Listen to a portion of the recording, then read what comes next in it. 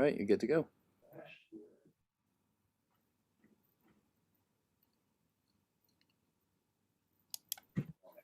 Good afternoon and welcome back to day 2 of Virginia Datathon 2021. A huge thank you to everyone on this call for making the Datathon what it is today. Wherever you are, from Norfolk to Northern Virginia to Southwest Virginia, take a second and give yourselves a hand for the amazing work you all have done so far. So thank you all. Next year, please know that we are going to try to get this back in person at the Library of Virginia. For those that have been involved in years past, the energy of having everyone in person has been amazing. I want to thank you all as well on behalf of everyone here on the planning committee for making this virtual event as exciting as it has been and as engaging it has been as well. My name is Alex Derhovanessian, as I've come to you live, I guess, over the last couple of days, Vice President with Clarion, a GCOM company, and it's just been an honor to be with you all over the last couple of days, interact with each team, and just watch where you all have come. So you all started with having no idea what to do, to still having no idea what to do, to coming up with a solution, going through recordings 1, 5, 10, or 15 times, and coming up with a final presentation that I'm very excited for us to share here later this afternoon. As always, for those that are coming back in or have been working offline, please utilize the chat to your in the bottom right of the Zoom. You'll find things like the live stream. So if you want to send that out to your friends, family, spouses, loved ones, pets at home, you can have that over the live stream for your watch and enjoyment. Again, smash that like button for my kids at home watching this. I had told them I would say that as well. And make sure that you take a chance to watch the presentations today. I think all of us are going to learn something new today, and I'm super excited about the work we've done and all the hard work that y'all have put into this. It is now 1:50. We're going to go ahead and get started with the team presentations at the top of the hour. But before we do that, I did want to do a few quick housekeeping items. Number one, again, thank you to the teams. Number two, thank you to the SMEs. We're going to take some breaks. So just to lay out what's going to happen over the next couple of hours, we are going to do about 5 videos and then take a break. So that will give the judges a little bit of time to catch their breath between every 5 videos or so. We're going to break between every video, but we'll take a longer break and we'll go through some activities, some thank yous, and some recognitions in those breaks as well. Any questions before we begin? As a reminder, this is being recorded and live streamed, so your participation is your permission to be recorded, just to make sure that we are all on the same page there. A reminder, you're all on mute, but please make sure you stay on mute as well as these presentations are rolling. We're not forcing mute because we want to make sure we have everything covered there. But at the same time, please make sure that you stay on mute as well. And if you're on video, please remember that you're on video as well. If you have to do other things, please turn off your video to ensure that nothing is captured incorrectly. All right. First of all, I want to do another quick housekeeping item and introduce just some amazing people today, and those are our judges. So this competition and this Datathon would be nothing without the judges being with us and investing their time and energy. I'm super excited about the judges we have today. Just a great cross-sampling of individuals and backgrounds and passion points. I'm going to start with Heidi Hertz. So Heidi's on video there. Heidi, welcome. Heidi is the Deputy Secretary of Agriculture and Forestry for Governor Northam. She's held several roles within Virginia, has been a champion in this space, has played in other areas as well over the past few weeks in the hunger and food insecurity space. And Heidi, it is just an honor and pleasure to have you, and thank you again for your participation this afternoon.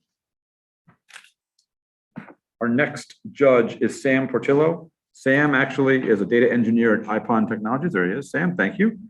Sam is, as I mentioned in the kickoff, exactly where y'all are. He was there last year.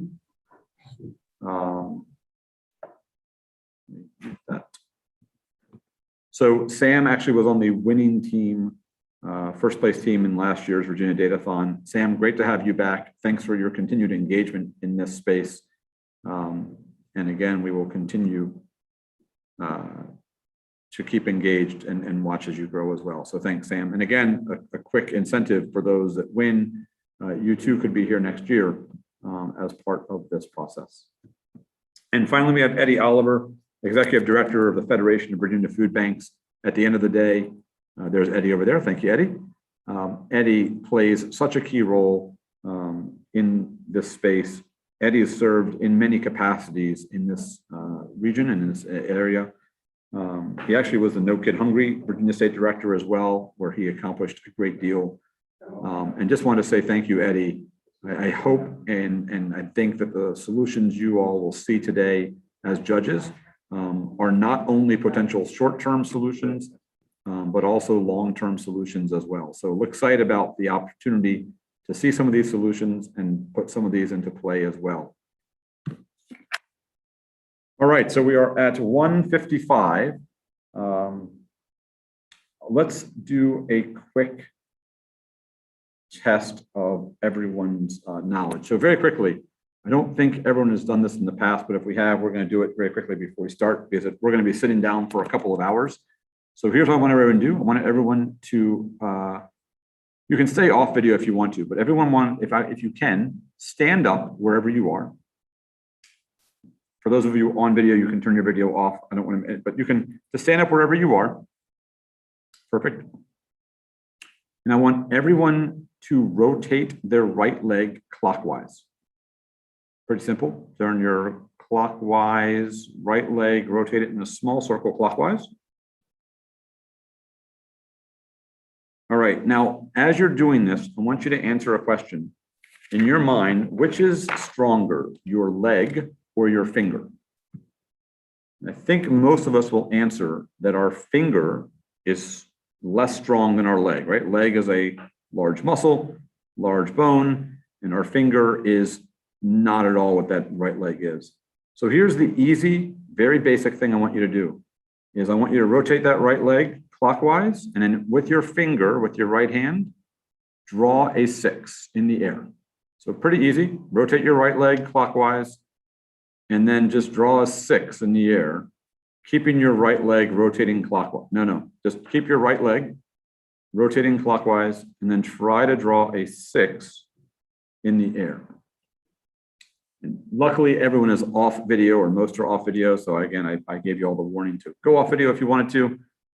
You can stop now. You can take that home to your friends or roommates or loved ones over the weekend. But what did that just show? So what it showed was our right leg is the way we've always done things. And it seems like just rotating something, your finger is one small action that we can take starting today with this datathon. So if we do one thing differently with this datathon, we can truly impact the things that have been happening for years in our Commonwealth. Again, the right leg is the status quo. It is what is known. It is a basic thing that is pretty easy and strong. But with us just changing one view, one perception, or one use of data, we can truly change the way we do things, not just individually, but across the Commonwealth as well. So thanks for playing along with that little icebreaker. I know everyone here has been sitting down for the last 2 days, cranking through data. And so I wanted to get us up and moving a little bit and have an applicable kind of example about how we can do things differently by changing just one thing through our presentations. All right, Mike, I am going to keep going. Perfect. At 2 o'clock on the top of the hour, we are going to start our presentations. So if you do have any last minute social posts or things that people need to get to before 2 o'clock. While we're waiting, I did want to start with a couple quick thank yous. The Library of Virginia has been an amazing partner over the last several years for Datathon, from the in-person time to virtual. Just a huge thank you to the Library of Virginia. The Office of Data Governance and Analytics has been a phenomenal champion and leader in this space as well. Kudos to that entire staff and organization. We could not have done that without them. And right now I'm going to start with a quick thank you to our SMEs. So we've had many SMEs on the call. They've been rotating throughout the calls as well and throughout the meeting rooms.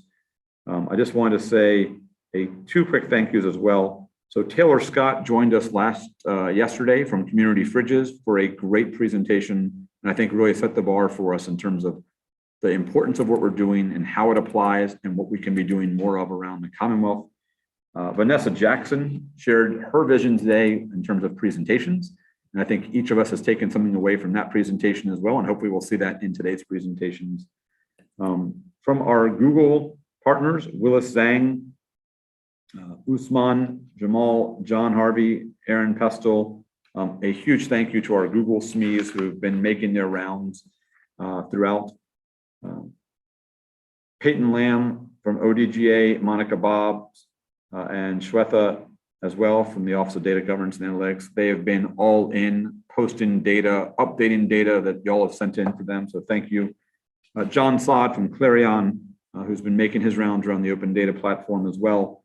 The two Davids, David Marcus and David Shames from Tower Technologies. Always good to have you all, and thank you all for your continued support in this effort as well. And then Gail Jennings, Jeff Price, and Beth Lefwich from the Department of Social Services. Great to have your perspective. The teams truly appreciate having you all available and to give a different perspective and a Commonwealth perspective on some of the data challenges that we are experiencing. All right, a huge thanks to all of our SMEs over the last many days. Finally, a thank you to our sponsors as well. Again, we can't do this without the sponsorship of individuals and organizations. Our title sponsor this year is Clarion. Gigabyte sponsors, again, were Google Cloud, AWS, and Tower Technologies. Megabyte sponsors, Carney and Company. Kilobyte was NIC, and our SWAM sponsor, TBL Networks. And kudos to all of them as well, not just for their support, but also their engagement. It's easy to support something and check the box and say, yep, we're a sponsor. But all of our sponsors also contributed in many ways above and beyond in engaging this activity. And true thanks to our sponsors who we really couldn't be here without. We are at the top of the hour. I'm going to do a quick time check with Mike and want to make sure that we are good to go, as Mike is feverishly trying to. Good to go. Very good. All right. So very quickly for the judges following along at home, Jesse Bailey definitely sent out an update. So make sure from a judging perspective, I'm going to call out as before each video is shown, the team number and team name. The presentation should also have that in there as well. There are, as a reminder, two updates, and I think Jesse sent these out as well, but team 5 and team 8 will not have submissions. So again, if on your rubric, team 5 and team 8 will not have submissions here to make sure that y'all are aware of that. And again, we'll go through each presentation. As a reminder, and I know we have a couple examples of this year, and just want to make sure that we are fair to everyone. At approximately 5 minutes, we are going to turn off the videos. So there were a couple of videos that came in much longer than 5 minutes. So just make sure it's fair for everybody that at the 5 minute mark, we are going to be turning off videos to make sure that we keep that consistent amongst all teams. All right, without further ado, let me do one last final questions check from anybody. Judges, any questions before we begin as well?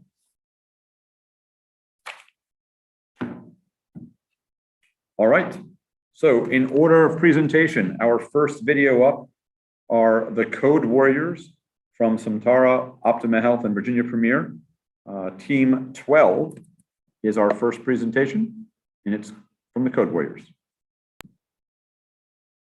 Hi, we are the Code Warriors introducing the Virginia Eats Bill.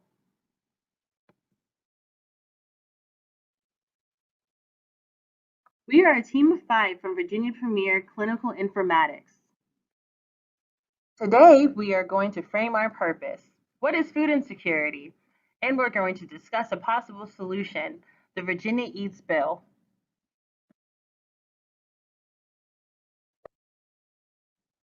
Food insecurity is understood as not having reliable access to food, which can be caused by an individual being in a food desert, lack of transportation, in poverty, and more. We based our proposal off of the findings of the 2014 Food Desert Task Force. We prepared a heat map to highlight food insecurity in Virginia. Areas that are darker in color are more food insecure.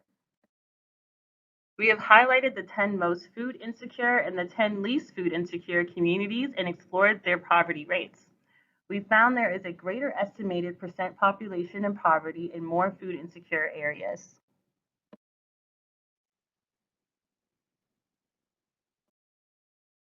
We then looked at access to transportation in food insecure areas.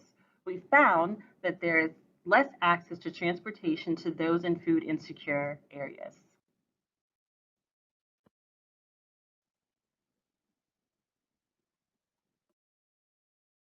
Next, we looked at chronic conditions in food insecure areas and found that individuals were statistically more likely to have chronic conditions in more food insecure communities.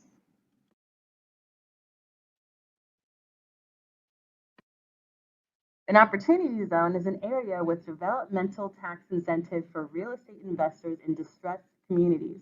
We looked at the number of designated opportunity zones in food insecure areas.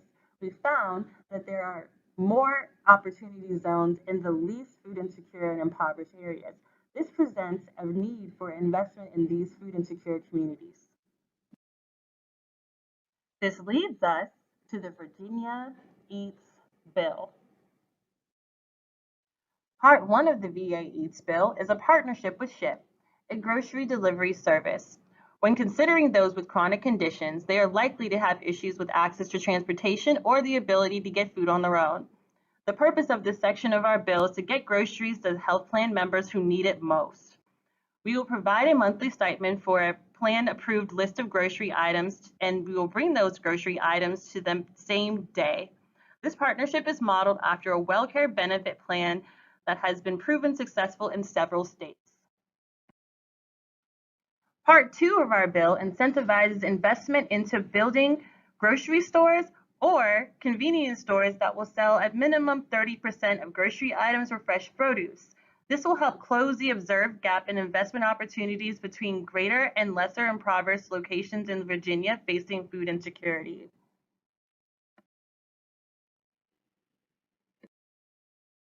We utilized a variety of data sources on food insecurity, demographic information, and opportunity zones. The data was joined by FIS code into Microsoft SQL Server, connected into Tableau, and then the statistical analysis was performed through Excel. In summary, Virginia Eats looks to bring food to food insecure communities by incentivizing real estate development of grocery and convenience stores and directly bringing food to the homes of our most vulnerable populations. We are the Code Warriors of Virginia Premier Analytics Clinical Informatics Team, and we thank you so much for listening to our presentation.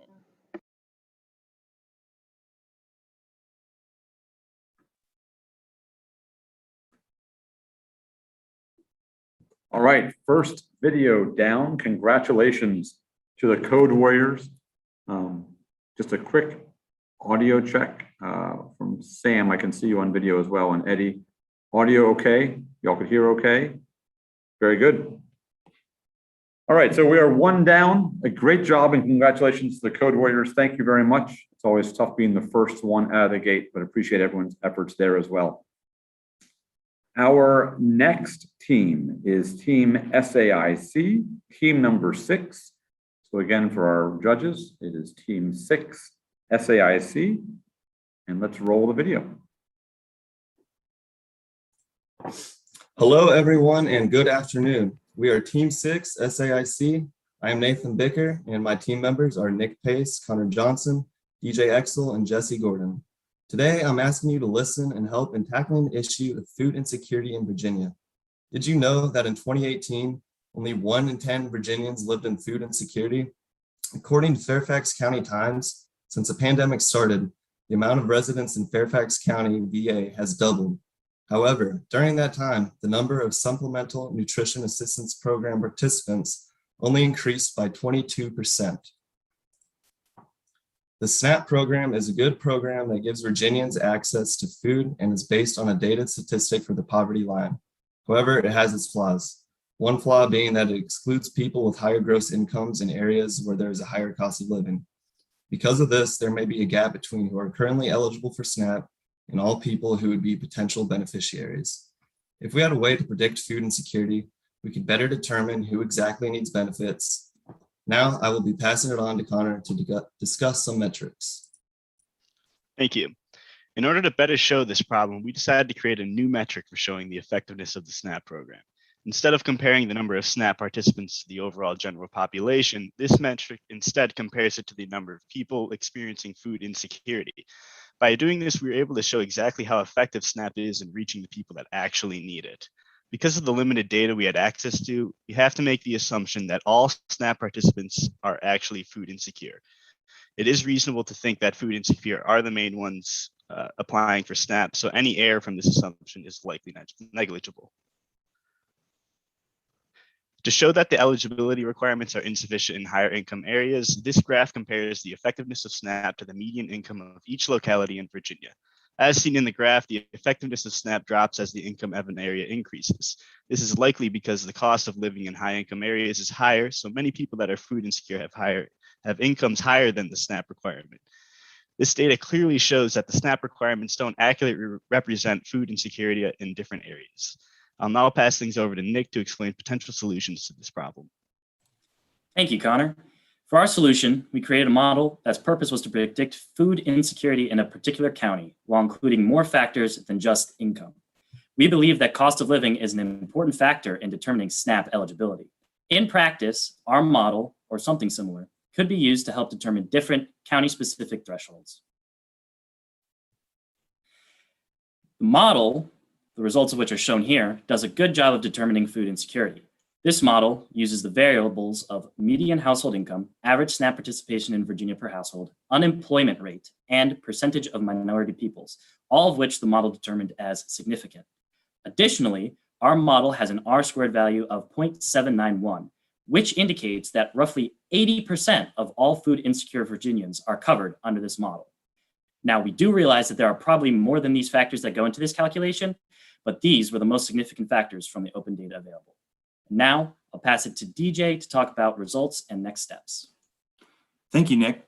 As you just said, the model we have developed is a starting point, but we also believe it can be improved. For starters, we couldn't find data on housing, healthcare, or access to food that was useful to our model. Specifically, we wanted to look at average rent prices by county, cost of adequate healthcare by county, and average distance from a grocery store by county, but we couldn't find this data. We believe that including data such as this might help to provide a more accurate estimation cost of living differences across Virginia.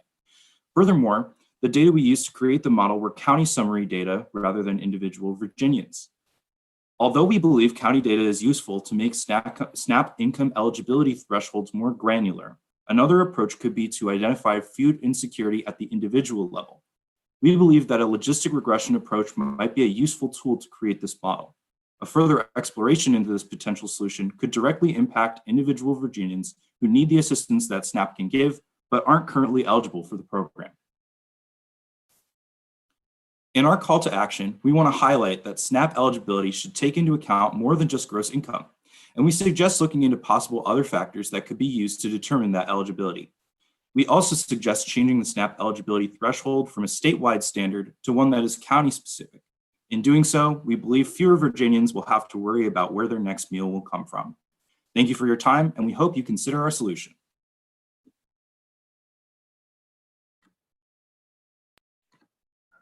Thanks, Team SAIC. Another great video, great content, and some great food for thought as we continue to look at solutions to this very big challenge in the Commonwealth and beyond.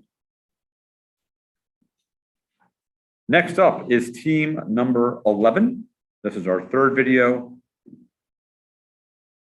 Analytics from Centara Healthcare and Virginia Premier. And again, we are going to be on to team 11 from Centara Healthcare, Virginia Premier, the Analytics.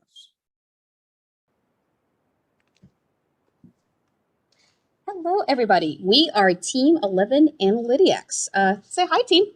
Hello. So we are a team from Virginia Premier and Centera Healthcare with 5 people: Susanna, me, Daniel, Jacob, Erica, and Regina. Food insecurity is personal, localized, and dynamic. A job loss and lack of savings can quickly make a person food insecure. A person's perception of government programs like SNAP can limit available resources to food. Rural and urban communities face unique, localized challenges for addressing hunger and food insecurity. Our focus for this topic is to explore technical solutions for addressing short and long-term food insecurity for as many populations facing food insecurity as possible.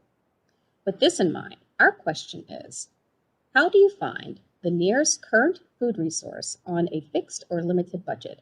And how can we provide a resource for nonprofits and local agencies to identify food deserts? We observe that there are multiple online resources and apps for single streams of food resources, such as Olio for food sharing and Feed America for food banks. However, there is not a centralized resource that identifies all major food resources, groceries, food banks, farmers markets, stores accepting SNAP in one location.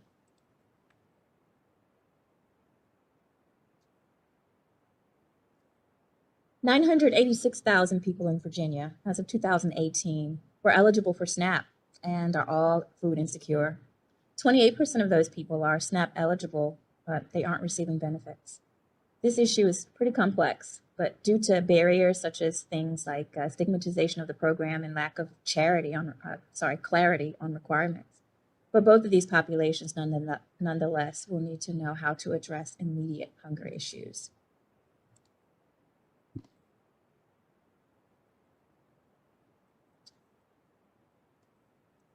Location, location, location. Rural and urban communities face unique challenges for insecurity, transportation, logistics, case mix of populations. For instance, of the 5 counties with the highest percentage of people in a food desert, Highland County being in the top 4, are rural and 1 is urban.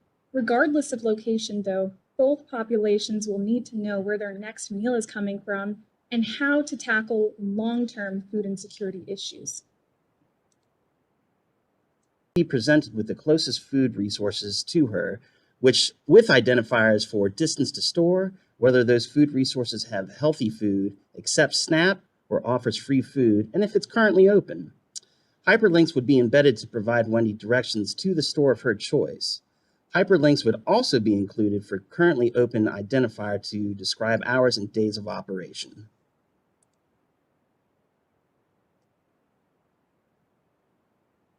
For longer-term solutions, we need to do more than just show people like Wendy where her next meal can be. We also need to provide local agencies and nonprofits like RVA Fridges tools to identify food deserts for them to determine where additional resources are needed. In the above screenshot, a user such as a county official from Highland County can type in a county or city in Virginia and get a snapshot of existing food resources in their area and how it compares to the rest of the state. For instance, as stated earlier, Highland County is in the bottom third for grocery stores in Virginia. In conclusion, there are acute and chronic needs in Virginia regarding food insecurity. People to Food provides a tool for any user currently or potentially facing food insecurity to find the food they need. It also provides local governments and nonprofits data to help them determine where future food banks, grocery stores, and food resources are needed. Thank you very much for listening.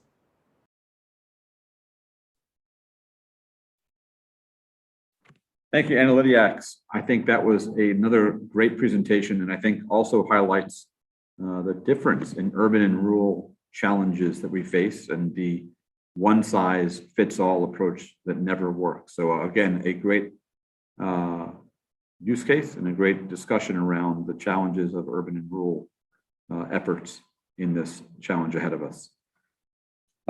For the judges, we are going to move down to number 24. So I think on your judging rubric, we have number 15, which is next. There will be no submission from number 15. And so we will go beyond 15 and 5 and number 24, Norfolk Team 2 from the city of Norfolk, will be our next video. So judges, just want to make sure y'all take note of that our next video is number 24, Norfolk Team 2. Hello and welcome to Norfolk Team 2, Teams 24's presentation for the 2021 Norfolk Datathon. Our team includes Latoya Cathcart, Josette Dubois, Shane Jenkins, Carl Larson, Betty Meyer, and Genevieve Thomas. Data indicates that Norfolk has a persistent problem with food deserts, despite tech solutions that could enable efficient delivery directly to consumers.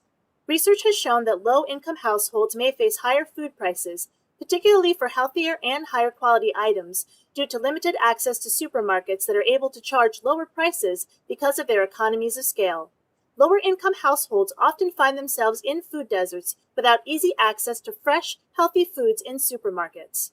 With the advent of online grocery shopping and delivery, the impact of food deserts on communities could be greatly reduced. The USDA recently launched a SNAP online purchasing pilot, and several Virginia retailers currently accept SNAP payments online as well as provide EBT-specific discounts. However, delivery fees aren't SNAP eligible. Online ordering and delivery will decrease geographical limits and enable the efficient delivery of goods directly to consumers. In Norfolk, there are 3,850 households living in areas with a poverty rate greater than 20% and who live 1 mile away from a supermarket. Many low-income households also face transportation or mobility issues, which make a 1-mile walk, particularly in non-walkable areas, infeasible. Because of this, we narrowed our definition of food deserts in Norfolk to those blocks with poverty rating greater than 20% and over a 15-minute walk from a grocery store. The definition of a food desert impacts 8,364 households in Norfolk. Our solution aims to maximize the value of EBT purchases by subsidizing the cost for online order delivery for SNAP recipients in food deserts in Norfolk. We would do this by first getting the word out about services and EBT discounts available, engaging the community and assisting SNAP households with using these delivery services at local libraries, and outreach in specific neighborhoods with a community liaison, as well as developing a web application that allows SNAP recipients to input their address and determine if they live in a food desert that would make them eligible for this delivery fee subsidy. Getting the word out about existing online delivery services and available discounts for SNAP recipients should increase utilization of these services and USDA's pilot program and minimize the negative impacts of living in a food desert, as well as provide cost savings to low-income consumers. The example included here through Amazon is one of several options currently available to SNAP recipients. Additionally, Amazon Subscribe and Save also has enormous savings potential if a workable and secure solution to the EBT PIN requirement could be found, for example, sending out an email to confirm the PIN before shipment. If SNAP users were able to use this option, it will result in $8 million in savings in Norfolk and $150 million in savings statewide. Public and private partnerships and further legislation to find solutions for barriers to EBT users due to not being able to capitalize on savings available with recurring orders and subscriptions would open the door to further savings. These are just some examples of the impact and value of simply engaging the community and spreading awareness of existing online delivery options and associated discounts, particularly through partnerships with private sector entities such as Amazon. On the public sector side, we looked at the impact of food deserts at the local level here in Norfolk and found that 8,364 households receive SNAP benefits and live 15 minutes or more in walking distance from a grocery store. Also, roughly 4,182 households are living in Norfolk food deserts who receive SNAP benefits do not have vehicles. If the city were to subsidize the cost for online order delivery for SNAP recipients living in food deserts who do not have a vehicle, using an estimated $99 annual cost of delivery, the maximum cost to the city to pay for those households is $414,018. Simply closing this gap and improving access to grocery delivery services for these roughly 4,182 households would go a long way in mitigating the issue of food deserts in Norfolk and have various secondary positive outcomes, such as more and healthier food options and improved access, improved health outcomes, both from nutrition and limiting in-person shopping to limit COVID exposure. This approach will also close the mobility gap and eliminate the need for costly time spent on public transit or walking to distant supermarkets. Overall, this is a better use of resources that would have an immediate impact on communities in need and inform more effective initiatives that could be implemented statewide. If we extract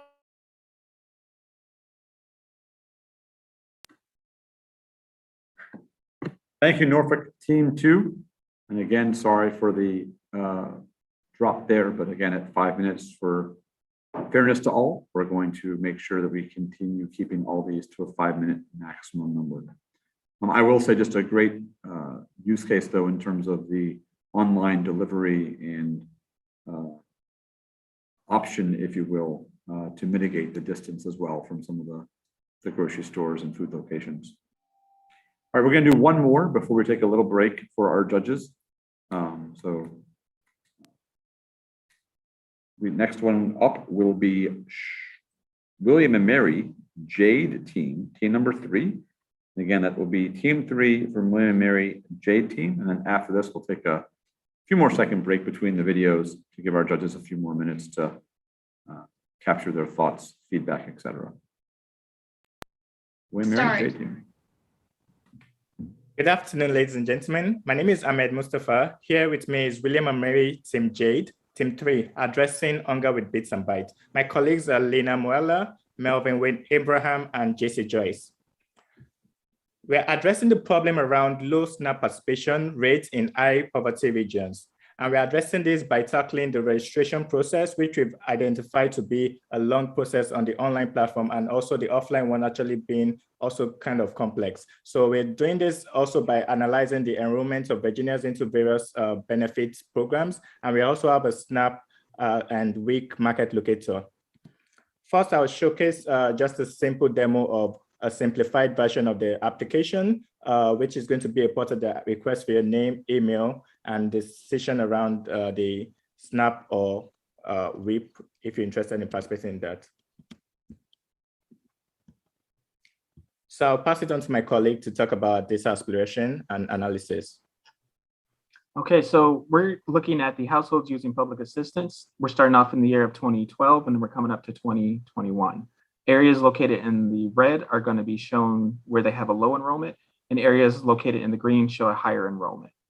And then we kind of wanted to dive a little bit into a couple of different areas. You can just easily hover over the different map icons.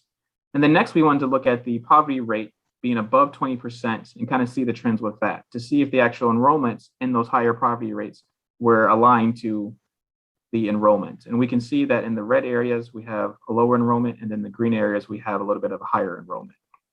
And now I'm going to pass this over to Lena, who's going to explain kind of the discrepancies about that. So here we want to focus on the areas where we have a low enrollment to poverty ratio. So if the ratio is below 1, we have more people living in poverty than enrollments in this area. And the closer it gets to 0, the higher the discrepancy. So we can see that here in red. The red counties are the areas we want to focus on most because they are the people who are not signed up to the program in relation to the poverty that we have in that county. And we can see it here also evolving over time. And we see, for example, in the County Henry, that we have relative many people not enrolled compared to the poverty rate. In the last visualization, we can see the issuance amount. So that is the percentage of the total issuance that is forwarded for public assistance. And the red areas display the areas where there's less spend towards those programs. So if we want to implement our solutions, we would have to focus especially on the areas where we have low enrollment and high poverty to help those areas the most. Moving on to Power BI visualization, we created a solution to better connect the people with the resources available. So what you can see in here are markets that are offering SNAP, WIC, or senior farmers nutrition programs. So you can go there with your food stamps. Something like this does not exist already. We don't have that for farmers. So this is really an implementation that can help people to better connect with the resources available. And you can also get it as a mobile version, as you can see here. We have the link of the website at the bottom, so you can select the different days you want to go, and then you see the markets available. You click on a website and you will get all the information needed. So for our solution, JC will now continue how we can actually implement and work on those things just mentioned. Thanks, Lena. As mentioned, local organizations, senior care providers, farmers, markets, and small businesses are key in determining the best implementation for each entity to allow for a comprehensive understanding of the community's goals and budget allocation at a hyper-local level. Currently, nearly $510,000 of unallocated funds are available to support communities via the Virginia Department of Agricultural and Consumer Services. In conclusion, in utilizing the data to present opportunities of which empower food-based investment via actionable insights, our team has identified the aforementioned solutions that, when leveraged, can truly drive innovation, increase quality of life, and promote economic growth to benefit food-based nutrition programs as a strategic asset for all Virginians within the Commonwealth.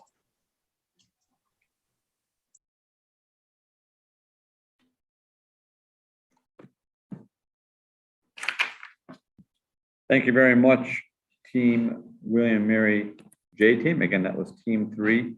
And at this point, we're going to take a quick break for Sam, Heidi, and Eddie to take a few seconds to make sure they've caught up. I know it's a lot of information to take in, but we'll take a quick break and we'll go through a couple thank yous here as we give Sam, Eddie, and Heidi a quick second. As I've mentioned, we could not be here today if it weren't for the Library of Virginia. And I can't say enough, if you're in Richmond or anywhere in the Commonwealth, if you get a chance, please take some time and come visit the library. It's a hidden gem here in Richmond that hosts events, that has some amazing, amazing artifacts, and truly does an amazing job in this position as one of the leaders in the country as well. From the Library of Virginia, I just want to say a few thank yous as well. You've seen Paul Kaslewski and Mike Ezapek. They have been just unbelievable partners in many, many years of this datathon, both just rolling up their sleeves and getting everything done that needs to get done. Mike has been unbelievable in terms of technology and getting the videos uploaded, updated, and keeping all of us straight on the technology side. Paul, thank you for all of your leadership as well, and for your teams here as well. We could not do this without you. Pernita Carpenter, from a logistics perspective, both in person or virtually, Pernita has been just side by side with all of us in this thing, and just can't say thank you enough to Pernita. Kathy Jordan on the data side, again, working side by side with us on the data, making sure the data is uploaded and updated. Kathy has her plate full, and can't thank you enough, Kathy, for all of your help. Sonia Coleman for the social media and keeping us on social side up to date. Dawn Greggs and Scott Dodson from the LVA Foundation for all of their help in this event and all of their support. And then finally, Sandy Treadway, who you all heard from, Dr. Treadway yesterday. Thank you for all of your leadership, not just at the library, but across the technology space and the data space and the Commonwealth and beyond. So a huge thank you to our partners here at the Library of Virginia. Also, how do you get involved at the Library of Virginia? So you heard in a couple of the videos, Sandy mentioned the transcribe activity. And if you have not taken advantage of that, or if you're looking for something to take advantage of to give back, it is an amazing opportunity for all Virginians and beyond to be part of history. So thank you, Paul. Paul's dropped the link into the chat. But again, go to virginiamemory.com/transcribe, and you can be part of history, helping us digitize, define, and really document some of the historical artifacts here in Virginia. So please take a moment. If you haven't taken a look at that, please do that. And again, a huge thank you to the Library of Virginia for being such amazing partners, both physically while we're in person and virtually as well while we are here. Eddie, Heidi, and Sam, a quick thumbs up. Did I buy enough time? Did I stretch enough? Is that a good break every 5? Is that good for you all too? Great.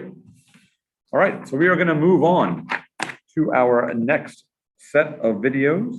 Our next up is Team 17, Short Circuit from Deep Run High School. Again, we have some K-12 teams, and always awesome to have these teams as well. Thank you to the teams and to their sponsors for taking time out of their days from an educational perspective. But again, we are next up is Team 17, Short Circuit from Deep Run High School. Hello, I'm Chinmay Gado. Hi, I'm Sid Kamor. Hi, I'm Vyas Narsimha. I'm Ranajoy Dutta. Hey, I'm Grant Lynn. And I'm Colin Roshki, and we are Team Short Circuit of the CIT, Center for Information Technology at Deep Run High School. Hey, Kwan. Our topic this year is the impacts of drug addiction and Take 2. our topic this year are the inequities in education across Virginia. Take 3. Our topic this year is the impact of COVID-19 across Virginia and Take 4. our topic this year is the issue of food insecurity across Virginia. Now wait a minute. Why do these maps look the exact same? Though there are many systemic issues facing poor Virginians, we don't have enough time to discuss that in a 5-minute video.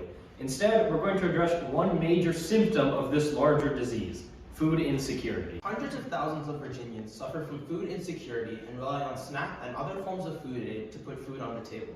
But there are still many areas in Virginia where families cannot access grocery stores or restaurants without having to travel many miles. These areas are known as food deserts. The COVID-19 pandemic has compounded this issue as it has become more difficult to travel, severely impacting families that need food, as well as putting hundreds of thousands of other people out of jobs. Our aim here is to predict food deserts and their locations before they appear. Data available in the Virginia Open Data Portal, and we measured different factors to identify which correlate strongly with food deserts. We began our data analysis work with over 150 variables across social, demographic, and access-related factors. Using a technique called backward stepwise regression, we developed a machine learning model to identify which factors have the greatest impact on food insecurity and which counties need more investments over time.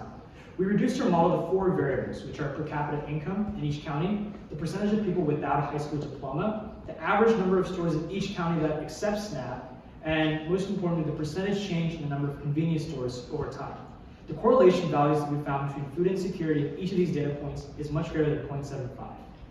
So, based on our analysis, expanding the number of food banks in each county alongside incentivizing more stores to accept SNAP payments would greatly alleviate the concerns related to food insecurity. Additionally, the predictive model we developed is time variable, meaning it can be used in the future to better monitor how SNAP programs are actively affecting low-income communities in each county. If you know where food insecurity is an issue, how do we reduce it? For one, there's a federal program allowing states to raise the SNAP income threshold, called the Broad-Based Categorical Eligibility. This would help food insecure people get the aid they need to put dinner on the table. Also, educating seniors in poverty about the benefits of programs like SNAP will lead to less food insecurities. With our model, we can also figure out where people need food aid the most, giving the data to food banks and other private charities to tell them where they need to focus their aid budgets in order to help more people get the healthy, nutritious food they need. The solutions that we have presented today will help alleviate some of the problems related to food insecurity in Virginia. But in order to make the lasting impact on this problem, better long-term strategies are required. We can implement similar strategies on a local level across the nation and generalize results to help create the best allocation and deployment of resources. Said allocation of these resources may be critical to saving the lives of those who may be going hungry across the United States, or maybe even other countries suffering from insufficient nutrition. Our solutions will address one symptom of the greater sum of the major problem, the detriment caused by the economic inequality in Virginia. How else, I wonder, can we aid the financially unstable population of our Commonwealth?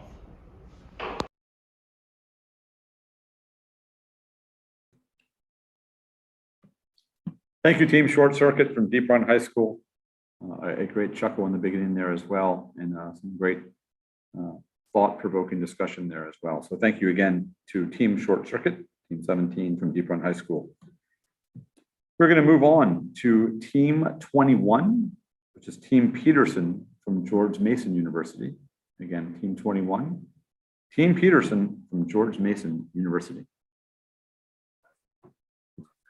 Hello, this is Dominic White of Team Peterson from George Mason University, along with my team members Adjua Dufour, Gera Galena, Jessica Nguyen, and Mati Gebre.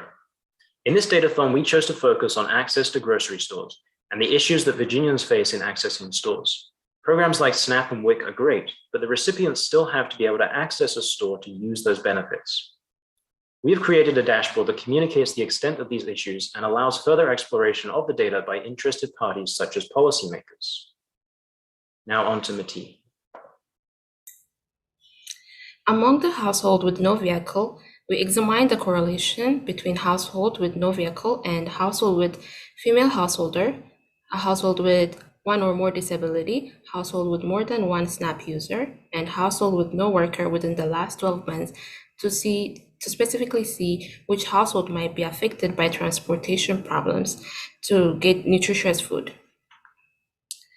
Of the correlation, we found the number of households that don't have the availability of cars were directly related to householders with the size of one or more people who are also users of food assistance programs such as SNAP.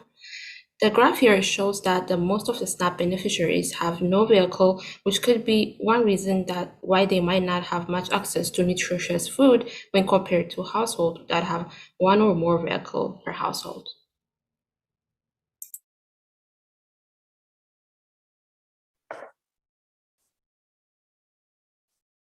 We visualized the number of stores accepting SNAP per square mile of each county. Perhaps unsurprisingly, there are many fewer such stores per square mile in more rural counties of Virginia, making it more likely that rural Virginians are going to have to travel further to find a store. This map could be a tool for policymakers and planners to determine areas to target for increasing the density of stores accepting SNAP benefits. The term food deserts are areas that have limited access to food due to a poor distribution of resources and a lack of income for households to buy proper fresh groceries. There is a very strong pattern between these two graphs, with the southern and rural areas of Virginia being the most impacted by food insecurity. With financial insecurity shown by SNAP participants, this inhibits their ability to go out and buy groceries every week, even more so if they don't have access to a car. Decision fatigue is a factor that needs to be taken into consideration with families that already have two obstacles: financial insecurity and poor food accessibility, which leads to feeding their households with fast food instead of fresh groceries, or skipping meals, which can develop long-lasting effects of poor physical and mental health. In this part of our investigation, we honed in on the data to identify the most vulnerable members of the Virginia population who are subject to issues of access to food markets. We found that there's a strong correlation between SNAP recipients with low access and senior SNAP recipients with low access. Seniors face a wide range of issues that exacerbate the issue of access. These issues include general health issues as well as a lack of other age-related assistance. Geographically speaking, as seen on the right side, we found that seniors with low access tend to by and large aggregate around major metropolitan areas. This is likely due to greater overall population density in these areas and that attract seniors due to their greater access to infrastructure. As such, we think that reaching this population and directing initiatives that facilitate better access towards this population will stand to do the most good.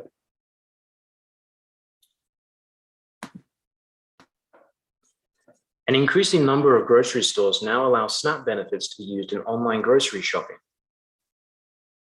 Possible solutions to making groceries more accessible to those with food insecurity might include offering incentives to supermarkets that deliver online grocery orders made using SNAP benefits for free and expanding the programs that are accepted. These efforts could be targeted at the most affected populations, such as seniors, who might also be less comfortable shopping online.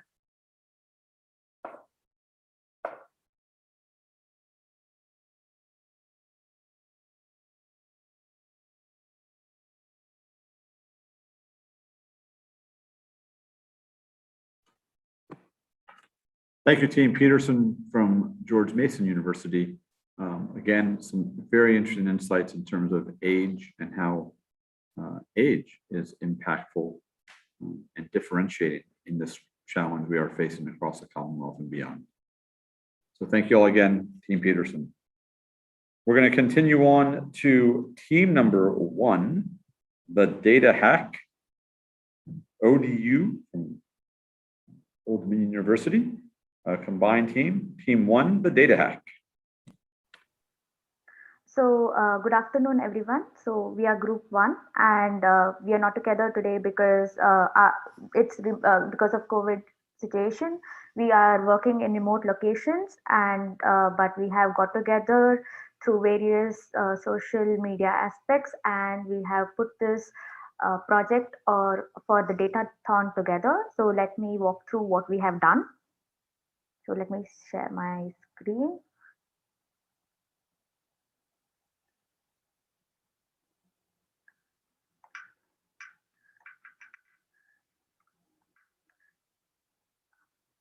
So this will be our login portal for the SNAP as well as Farmers Market.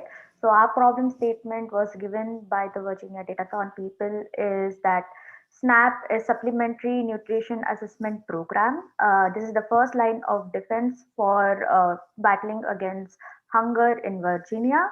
And we also have the Farmers Market Program, which we are integrating together.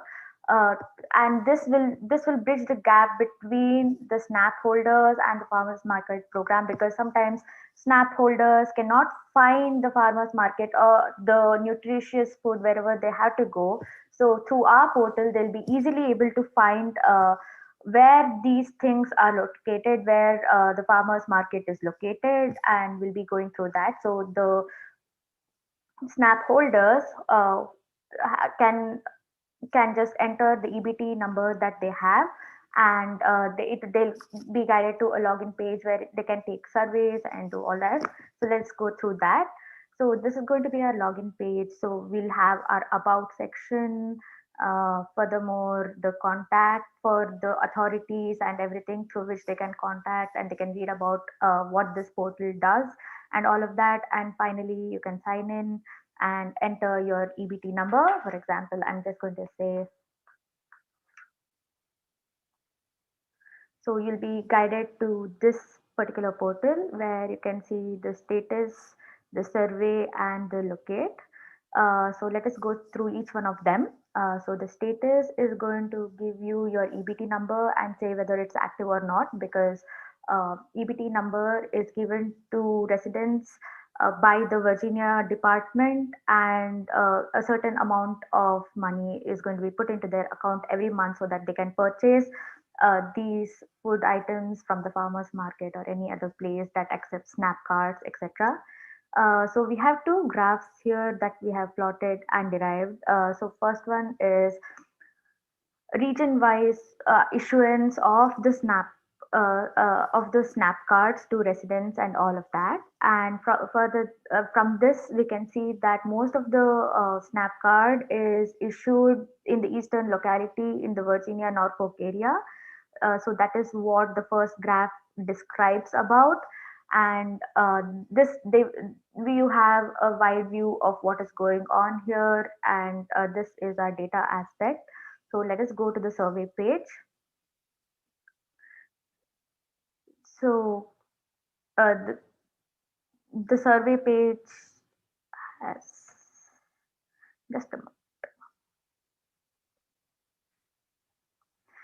The survey page will ask you to take a survey and regarding whether you will say this portal is okay or not for your peers and everything like that. And furthermore, our most important factor that we want to show you is the locate factor. So we have used Google Maps API to locate particular areas. So for example, you stay in Richmond and you want to locate any farmer market near you. So which is a farmer market near you? So let's say Richmond.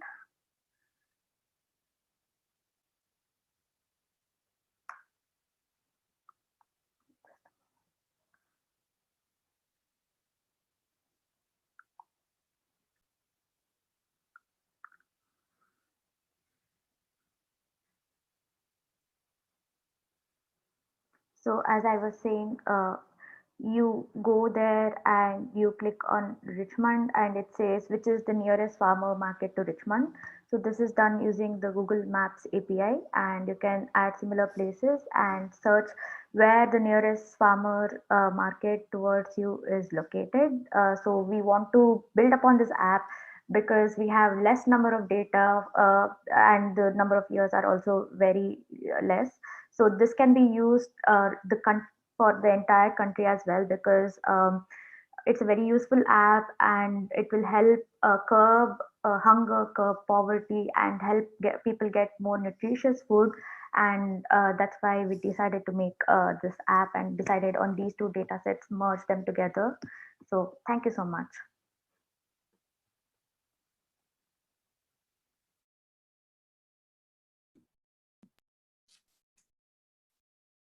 Thank you, Team 1, the data hack from Old Dominion University. I will make one quick comment just for awareness. If videos do get cut off for judging purposes, we're actually going to be posting all the videos on YouTube as a combined set next week. And those videos will be at full length. So please know that even if your video gets cut off today, when the Library of Virginia posts these videos next week, they will be at full length as well. So you will be able to see them in their entirety as well. Thank you again to Team ODU, the data hack, and some great information there as well. Our next team up is Team 26, the Richmond Spiders from University of Richmond. Team 26, U of R, Richmond Spiders. Hello, we're team number 26, the Richmond Spiders. I'm Jason, and my team members are Nan, Naren, and Yang. Today, we'll present the issue of food insecurity in Virginia through an exploratory analysis of the situation based on past data, and then show our innovative solution and explain its positive impacts on the Commonwealth. We'll focus on helping vulnerable communities like children and teenagers, so you will later see that our approach is a highly intuitive tool. Given those considerations, the questions we want to answer are: how do we adapt to the constantly changing nature of food insecurity? How do we most efficiently allocate food resources? And how do we educate and assist vulnerable communities about healthy food options? Now we'll go into the data analysis. As more Virginians participate in public assistance and non-public assistance SNAP programs, the drastic increase in 2020 and 2021 illustrate the urgent need for the Commonwealth to take immediate action. Leveraging the available data set allow us to formulate innovative solution. However, the farmers market and food bank data expose the inadequacy of data, hence the need to collect real-time data to capture the dynamics of food insecurity. This map depicting the lack of access to grocery stores and accessible proximity shows that accessibility is an issue for children across the state, regardless of whether or not there's a city nearby. And even though they did not have the worst issues with lack of accessibility to grocery stores, rural counties in Southern and Western Virginia have the highest rates of child poverty besides cities like Roanoke and Richmond. Those cities with high poverty rates have similar rates of children dependent on free school lunches. Specifically, more than 93% of school-age children in Richmond City were eligible for free lunches in 2015. This is an especially troubling statistic given the fact that just a week ago, Richmond Public Schools were forced to rescind a $12 million contract with a school lunch provider. More problems arise beyond food resources. Food quality is another important factor. The orange in the graph shows the food desert in Virginia, which means that there's a lack of access to good quality food. The challenge of nutrition also goes to teenagers. As the map shows the after-school meal sites, we can see a lot of gray areas. This means that people, especially teenagers, lack access to nutritious food. As teenagers and young adults account for 25% of the overweight population, we need to take into consideration of the quality of food when discussing food insecurities. Given the problems, the main objectives of our solution are to collect real-time data to evaluate supply and demand, eliminate food waste, and provide nutritious food options for vulnerable communities. Food insecurity issues are not new, but COVID-19 pandemic has brought the situation to light. There will be other high-risk events happening in Virginia. As Commonwealth of Virginia, we need to be proactive in addressing any disturbance coming in the way. So we present our innovative solution. So we designed an app to approach the solution. So the first step of the app would be registration. The app collects food programs enrolled, your address in zip code, transportation access such as car, bus, bike, or on foot. Depending on the number you put in for household size, you would have the option to register each of your family members in this app with their basic diet information. You can also update this information later in your profile page. The first page in the app is a personalized information sharing board. With a food alert section, you can enter the time you have available to travel today, and you will receive a notifications for locations within your range of transportation.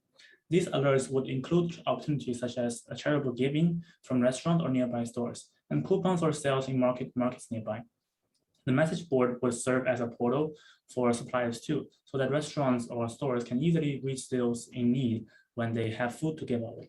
The other section in the message board is nutrition advice. This will give you and your family the most updated nutrition to consume today, looking at the health information of the household members. The other important feature of the app would be recipe recommendation, which work closely with nutrition advice. At the first part of this process, the app would recommend you a list of reachable food stores from your current location. It will also tell you the rating and distance for those stores, pulling information from the Google API. After selecting one of the stores, the backend of the app will pull today's selling list from the data portal of the specific store. So we'll work with APIs such as Walmart Developer Portal and use the nutrition advice information to generate recipes recommendation. For budgeting and timing, the recommendation will include estimated cost and time to cook, and a tab that indicates available assistance programs in that location. A detailed introduction of recipe will be provided if you click on it.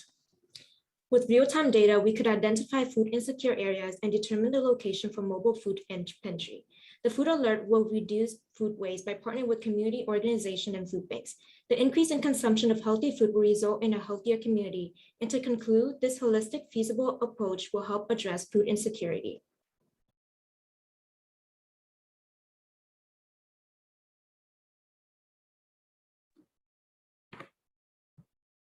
Thank you, Team 26, the Richmond Spiders.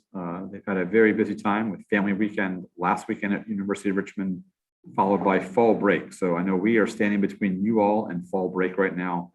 And so many thanks to the University of Richmond team for their submission and great content as well.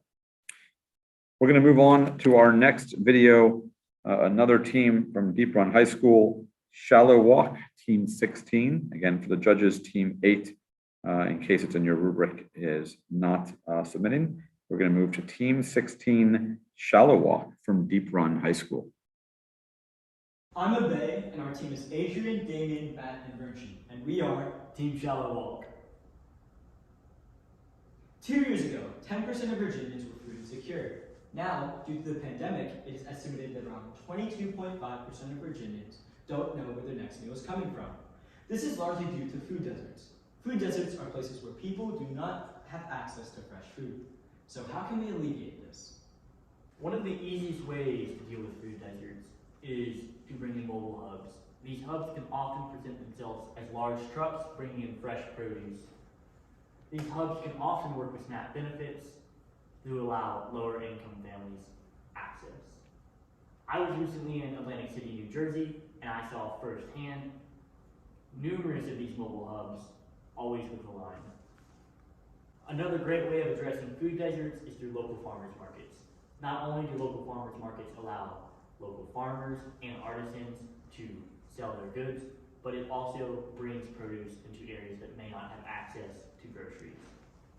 I often spent a lot of time growing up at the 17th Street Market in Richmond, and I know I had some friends who didn't always have access to a ride to a grocery store who lived nearby, and they would get a lot of their produce from the 17th Street Market.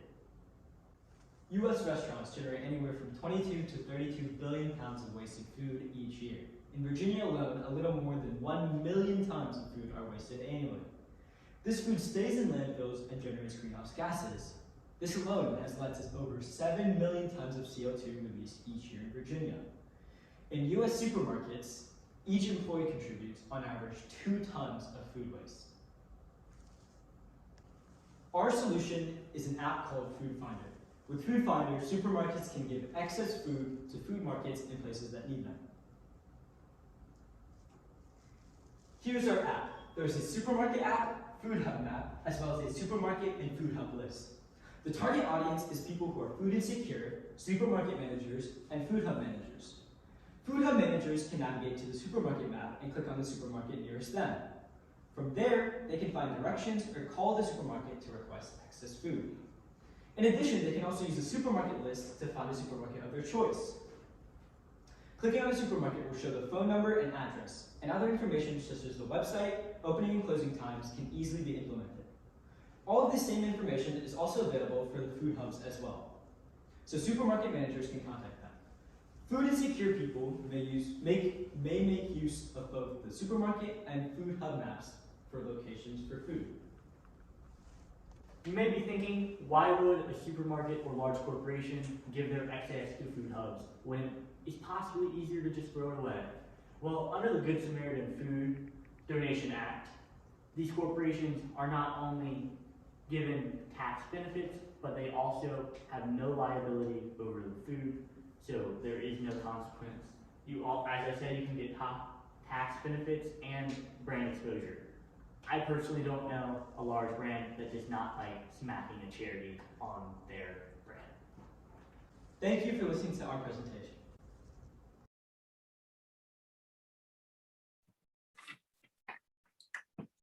Once again, thank you, Team Shallow Walk and Deep Run High School, team number 16. That concludes another set of 5 videos, and we're going to give the judges a few moments, Sam, Eddie, and Haye, to catch their breath, think a little bit, and hopefully take a little break while we continue on in our Datathon presentations. As I mentioned earlier, the Library of Virginia has been an amazing partner in this. Another amazing partner has been the Office of Data Governance and Analytics. As Carlos mentioned yesterday in some of the remarks, they started just a few years ago with a team of 2, and that team has grown and grown. And not only their team has grown, but their impact in the Commonwealth has grown. It's been great to work with the Office of Data Governance and Analytics in growing the offerings for Virginia. I was at an event, and I shared the story a few times. I was at an event in Phoenix last week where we had states from around the country. And the question I asked to the states was, how many of you all have a data trust, operating agreement, an MOU, or some agreement to share data? And a vast majority, surprisingly, a vast majority of states don't have that in place today, and are only reliant on the data within their agencies to make the decisions and impactful decisions. So I will say that we should be very proud of the work the Commonwealth, the work the Office of Data Governance and Analytics, Carlos and his team has done to truly move Virginia forward and move Virginia into a leadership role through the data trust and all of the offerings to the Office of Data Governance and Analytics. So a huge thank you to that office. I mentioned a couple of them in the SME conversation as well, but I also want to thank Jessie Bailey from that office, who's been integral in all things with this Datathon. She has been boots on the ground, roll up the sleeves, get whatever done. And so Jessie, a huge thank you. Lauren Gonzalez, who's actually on maternity leave and has been a huge player in this Datathon for the time she's been at the Office of Data Governance and Analytics. Soren Samson, who is also here and has just been unbelievable day in and day out through all the planning sessions, through all the conversations, the check boxes and things to get done. A huge thank you to Soren. We talked about Shweta and Monica earlier as well, but a huge thank you to them and the entire OGGA team. And also finally, but not, last but not least, Marcus Thornton, Deputy Chief Data Officer, and Carlos Rivero for y'all's leadership in this space and partnership. Again, I think the Commonwealth should be very proud of where we are from a data perspective. Absolutely more work to do, and we're excited to do that work as well. But just taking a pause to say thank you and to take a small victory lap for Virginia, because I think we really have set the bar for not just the Commonwealth, but for the nation as well in some of our efforts in sharing data. So congrats and thank you all in the Office of Data Governance and Analytics. Sam, Heidi, Eddie, good to move on. Very good. All right, we're going to move on to our Norfolk Team 1, Team 23, Norfolk Team 1 from the city of Norfolk. Hello, Datathon 2021. I'm Bernie Owens from Team 23, Norfolk's team number 1. Joining me are Pamela Reno, Laura Etchmeyer, Zach Long, Christian Porter, and Atria Fiduci. Our team's proposal is the Nourish Now app. Nourish Now app works to provide individuals in short-term immediate needs assistance while they're awaiting a longer-term solution, as well as providing food to organizations that feed larger populations on a regular basis. We look to do this by redistributing prepared food that would normally be thrown away. Our app would look to partner with local restaurants, hotels, and supermarkets that provide prepared food. When a restaurant has a canceled order that they would normally throw away, they can instead offer it on the Nourish Now app. That meal will be offered to registered members one at a time until it's accepted, at which time the meal would be scheduled for delivery through a delivery service such as DoorDash or Grubhub, which would be paid for through funds in the local HHS budget. If an individual says that they're able to pick up food for themselves, then they would be offered food from restaurants within a larger geographic area than those that are set up for delivery. Here's an example of how that would work. I can't believe I lost my job. It's going to be at least a week before I can get benefits. Oh wait, this app can help.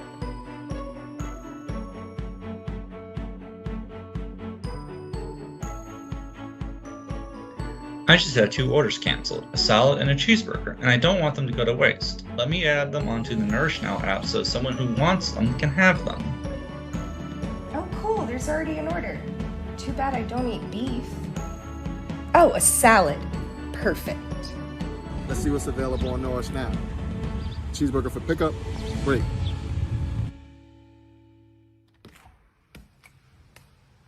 Thank you.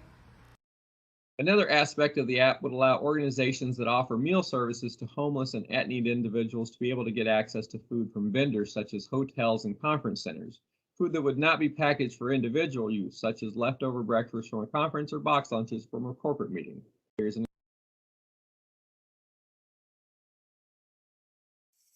We had 20 box lunches left over from our meeting today. I'll add them on to Nourish Now so they don't go to waste. Our food banks will be short a meal today. Let's log into Nourish Now and see what they have available. Well, I got the order and I'm off to pick it up. Pamela will now discuss how the app will be marketed to users, both consumers and providers. So by now you're thinking, this is a great service and a great app, but how will those in need learn about it? The app was created for people who find themselves temporarily hungry. Because the hungry will use this app for very short periods of time, it's important to market it aggressively so people in need know about it right away. There's a variety of ways to promote and share the app that are free or low cost, including we can post it on the city website and on city social channels, and do the same with our partners such as NRHA and local community colleges and universities. We can promote it on the SNAP website and Virginia Unemployment website. We can text it to our residents via the Norfolk Emergency Alert System. And we can work with our neighborhood development specialists to share with civic leagues and at community events. And perhaps most importantly, we can create eye-catching posters that include QR codes. And these can be posted at bus and light rail stations, at homeless shelters, at locations that distribute food to the homeless population, at city libraries and park and rec facilities. And also we can have the posters translated to billboards that are located throughout the city. Thanks, Pamela. Atia will now discuss what data we think we would consume, as well as the data we foresee producing from the program. So here are some quick facts. In the last year, per capita household of USA wasted 130 pounds of food.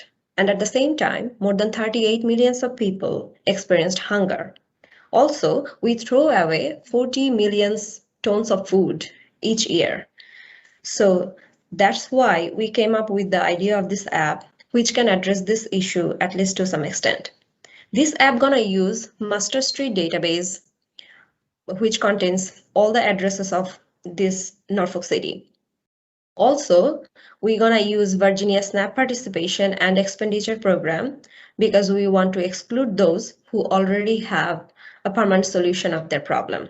We also gonna use school breakfast and lunch participation data for better understanding of the situation geographically.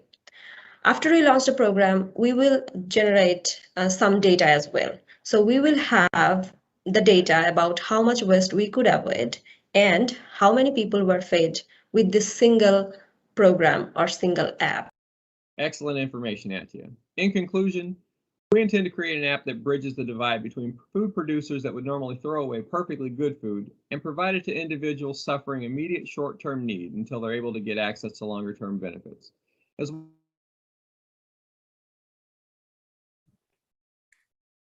Thank you, Team 23, Norfolk Team 1, the City of Norfolk. A great use of an app as well.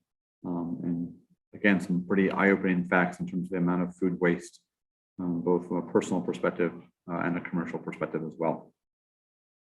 We're going to move on to team number 9, Data Darlings from Virginia Commonwealth University. Again, this is team number 9, Data Darlings from VCU.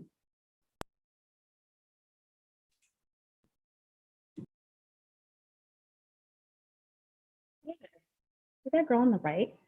That's me. Kayla Branch is my partner in crime, Elizabeth Horton, and we make up T9 from Virginia Commonwealth University. It's interesting, just the other day, I was rummaging through cabinets, finding food snacks I no longer ate. I ended up filling up 2 large bags with all my ex-favorite goodies, but I honestly had no idea what to do with them. I ended up taking bags of snacks into work because at the end of the day, those tigers would gobble it up. But in the back of my head, I just really wish I knew someone who could really benefit from it. It makes you realize that your daily habits can contribute to the bad, when in reality, you just want to nurture the solution.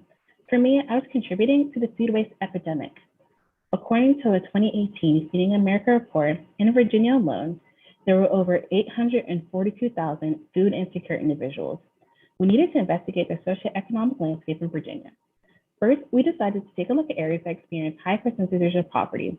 With those results, we wanted to compare food access in those areas alongside with regions categorized as food deserts, see their average income, overall health of the county's population, but also take the time to map out other resources surrounding particular areas such as food banks, community gardens, or even food markets. There were a lot of obvious solutions that we identified. Improving transportation, maybe some more mobile services. But looking at the data again, there were areas that had decent transportation or access to stores, yet still experiencing alarming figures of food insecurity. Throughout our research, we came across a Richmond article about a man who recently had trouble finding aid around him, as this was his first period in life not being able to provide meals for himself. He didn't know where to turn to and questioned using traditional avenues like food banks. To us, this presented a disconnection in information. So what can we do? You can keep piling on resources to help with food insecurity. However, a centralized forefront is the need for all citizens looking for information.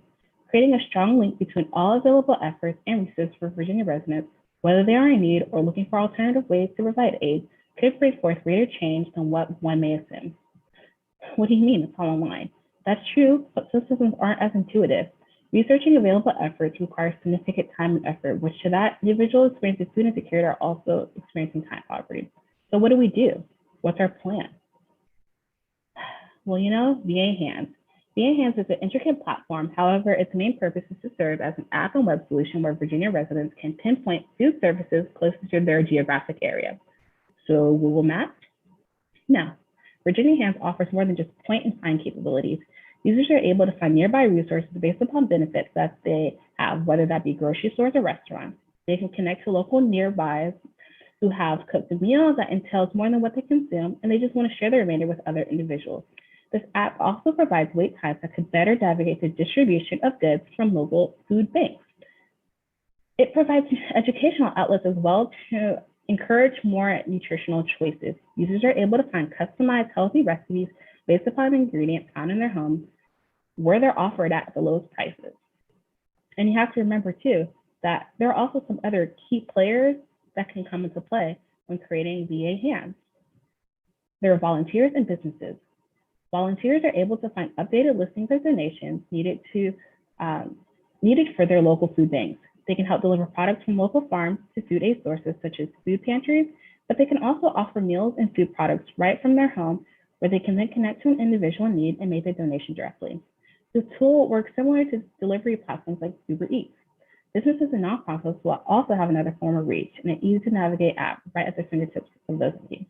Proximity, affordability, and education are all factors that underpin food access. Food insecurity prevails when any of these 3 factors are negatively affected. In practice, these factors present at different levels with respect to the nuance of a community or individual. VA Hands means to take a dynamic approach that encompasses all factors to improve food access, food distribution, and food literacy. Food insecurity affects the most vulnerable to the most unexpected. VA Hands recognizes the information gap of those within food insecure or food desert communities and attempts to bridge the gap where one can find the resources and one can fully utilize the information found. Food access is a delicate yet essential element in fostering food-secure environments for all individuals and communities, and as such, it should be handled accordingly with VA Hands.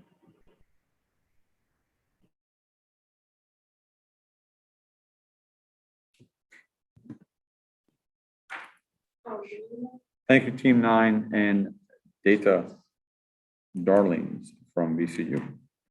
Next up is Team 19, Mason's Hope from George Mason University. Again, Team 19 for those following along at home, Mason's Hope from George Mason University. I'm Professor Brent Berlin, a colleague and mentor to the Mason Hope Datathon team. It is my privilege to introduce for your consideration the Commonwealth Virginia Hope Dashboard, a living dynamic solution designed to enable the stakeholder teams to observe, collaborate, and act with foresight and commitment by collaboratively grasping and delivering for the Commonwealth engagement and problem solving, which simply cannot wait any longer. There's a building in the called the Pentagon, not far from here, where the national security team for the president monitors the entire world situation. It is a dashboard-driven situation that allows them to sense what's happening and to plan accordingly. The Commonwealth and food security time has come. Ladies and gentlemen, I'm pleased to present my colleagues who are going to present the dashboard. In this first dashboard, you'll see 3 maps. All 3 of these maps have a range of 2012 to 2017. The top map shows the percent change in SNAP redemption per SNAP authorized store in each county. The middle map shows percent change in SNAP issuance per household, meaning as this number increases, more SNAP was issued to each household. This data is also by county. And finally, the bottom map shows the percent change in total SNAP authorized stores in each county. For each of these maps, the blue color shows a decrease and yellow shows an increase. As Professor Berlin explained, the point of this dashboard isn't to solve any distinct problems, but to create an avenue to help solve problems. Looking at a few counties, we can see some interesting insights. First, we'll look at Augusta County. We see that as SNAP issuance was increased, there was actually a decrease in the total number of SNAP authorized stores and a decrease in SNAP redemption per those SNAP authorized stores over the time frame. This is interesting because you'd expect both of these numbers to increase. Additionally, we look at King and Queen County, where there was a small increase in SNAP issuance over the time frame, but a very large increase in the number of SNAP authorized stores. What this data tells us is, could there be increased efficiencies in where SNAP stores, like where SNAP authorized stores are placed? And it begs a number of different hypotheses to also be considered. The second dashboard we look at is comprised of 2 maps, one being SNAP issuance per household by county, and the second being pounds of food distributed per household by county by food banks. We see that this data can be run across a time frame. And again, it's another useful insight that this dashboard would provide that would give end users multiple avenues to explore how better they could use resources. So for example, Taylor with the food fridges could use this to determine what would be the area for her best, like for her next fridge to be best placed. Additionally, this shows us that there's some data missing and there's valuable information that could be gotten and that more resources need to be put forth to explore that data. Finally, the last dashboard we look at is comprised of 2 maps. Percent change in access to the grocery store across 2010 to 2015, and percent change in the number of fast food restaurants from 2011 to 2016.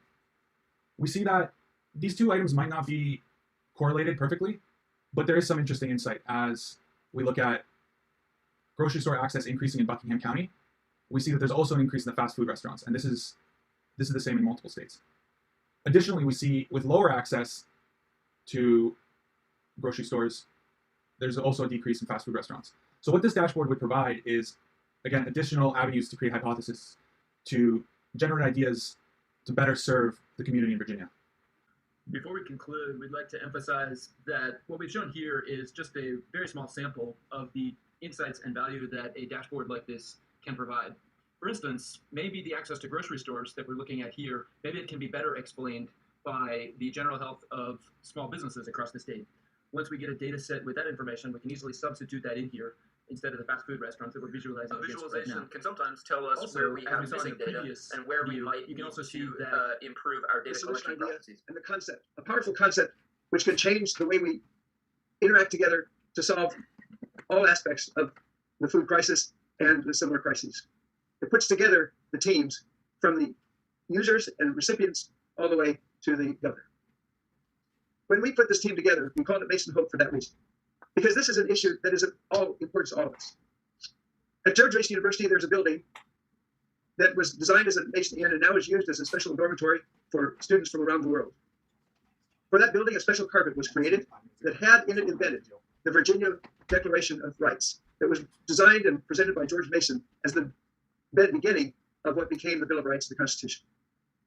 As we look at this dashboard opportunity and we think of those rights, what we're thinking about is how we all as a Commonwealth can look to the future, work together, secure, and collaborate to solve critical problems that affect us all and enrich us all.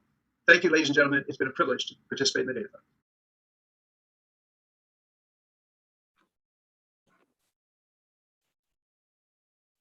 Thank you, Mason's Hope. And again, some great analysis and discussion points around SNAP issuance, the availability, and just doing a very compare and contrast in terms of 2 or 3 data points to understand a challenge or an opportunity that we have here at the Commonwealth. So thank you again to our team, Mason's Hope, Team 19 from George Mason. We're going to move on to Team 22, Team Thompson, also from George Mason University. Again, Team 22, Team Thompson from GMU. Hello, good afternoon. We are Team Thompson, number 22, and the title of our presentation is Food Secure Virginia. So we are going to cover our problem statement, the topic of food insecurity as a whole. We're going to address the minority population distribution in relation to food insecurity, and as well as lack of access to transportation. We're going to go over some of the data and our conclusions. So the problem is people who are eligible to use a lot of these benefits don't, and it looks like it's going to be doubling in the future, especially due to COVID and as of 2018. Some things that are related to food insecurity, which might not seem intuitive at first, include stigma, income disparities, food deserts, underutilization of benefits, knowledge of resources, and it has an impact on various aspects of people's lives, including the ability to take opportunities because of being hungry, affecting work performance, school performance, and continuing the cycle of perpetuating disparities between people who do have access to food and people who do not. Our question was, can we find data sources in the Virginia data portal that support these correlations for Virginia? We also wanted to see if we can find some solutions that are easy to use and easy to apply without necessarily needing to have too much money, or just kind of use the resources available and raise awareness on what we can do, especially because the issue of food insecurity runs together with other issues like areas that have huge racial disparities tend to be food insecure areas, which have lower scores on school tests and things like that. So we wanted to see if the data also support this. So we first started looking at transportation and food insecurity, but we ran into a problem. If you can look at the graph here, using distance to groceries in the data set that USDA had as a measure of lack to access is very poor. It doesn't account for the fact that there are lots of people who are far from grocery stores, but they may still maintain access. So we had to take into account the car ownership. As you can see, when you consider this, food insecurity is correlated strongly with the access to car and grocery store, which is not explained just by distance from a grocery store alone. So this means that transportation in rural and urban areas is a much larger issue than food deserts alone. Alternative could be to implement more Meals on Wheels style deliveries to most at-risk communities, car subsidies, bus routes to grocery stores, and greater emphasis on these stranded communities rather than a sole focus on geographic availability of food. And then what of these areas insecure areas are underutilizing resources, and what of these sort of stranded populations are failing to use the benefits. We took into account both SNAP benefits and private benefits, and what areas in particular is this the case, and we proposed a new measure to calculate the counties in need. So our variable is the poverty rate divided by funds per capita. Next slide. So we use 3 different data sets in the data portal to calculate this measure of poverty rate that is adjusted for total funds, public and private, spent per person. And we can use this as a simple heuristic to allocate program resources to areas that are not utilizing SNAP as much as they should be. In particular, we found several areas like Highland County, which also has least access in Virginia to things like grocery stores. And this proves that there are places that the poverty rate may be, the poverty rate may be lower, but their funding ratio may still be very bad, which is a higher fund ratio is bad. And we even see in places like Fairfax, which have a massive built out bureaucracy, and they have a low poverty rate, but there may still be underfunding in these areas. And by looking at these outliers using the simple heuristic, we can determine where those areas are. So to conclude, what the data shows us is that food insecurity is a multi-pronged issue with a need of concurrent solutions.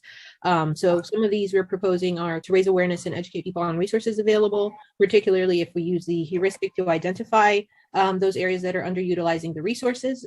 We would like to also propose reducing stigma by making benefits easy to access and easy to use. Also prioritizing and incentivizing grocery stores and businesses that target food deserts and are creative in ways and finding ways to serve these communities, and also providing grants and funding to nonprofits that target food insecurity. Thank you.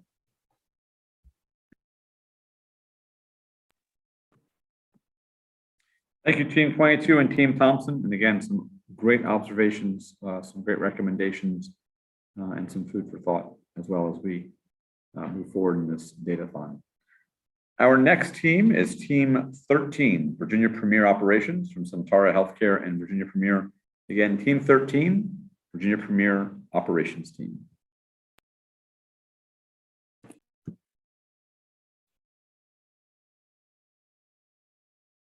Hello, my name is Paul Proctor, and I'm with Virginia Premier Operational Analytics. Our team consisted of me, Kurt, and Jerry. We do analytics for an insurance company. Ad hoc, medical analytics, charts, key performance indicators, that sort of thing. The approach that we took to this contest was to do geo-mapping of the various programs that were available and comparing those to the metrics that were given to us by the USDA. The 2 metrics that we chose to focus on were the number of children in poverty by county, as well as the number of people that had no access to a vehicle but were more than 1 mile from the nearest grocery store. By overlaying those on a map with the available programs in the state of Virginia, we did find a couple of striking program gaps. So here's the number of children that we saw in poverty.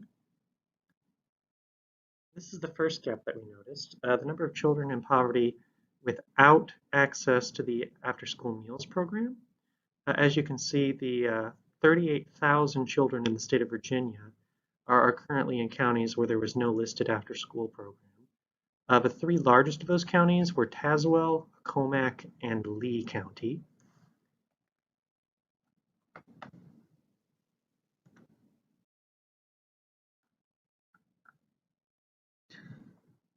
Within those counties lacking after-school meal sites, there's a subselection of counties that lack access to vehicles, food banks, and are more than 1 mile from supermarkets, which makes it difficult for them to take advantage of programs like SNAP and WIC.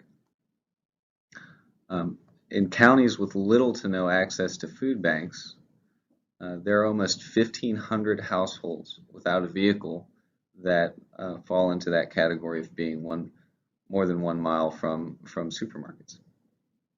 Those counties include places like Powhatan, Manassas Park, Nottoway, New Kent, Lunenburg, Middlesex, Cumberland.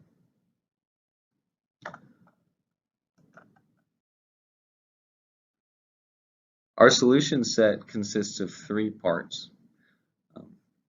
Part 1 is an expansion of after-school meal sites to fill gaps where they don't exist in Virginia.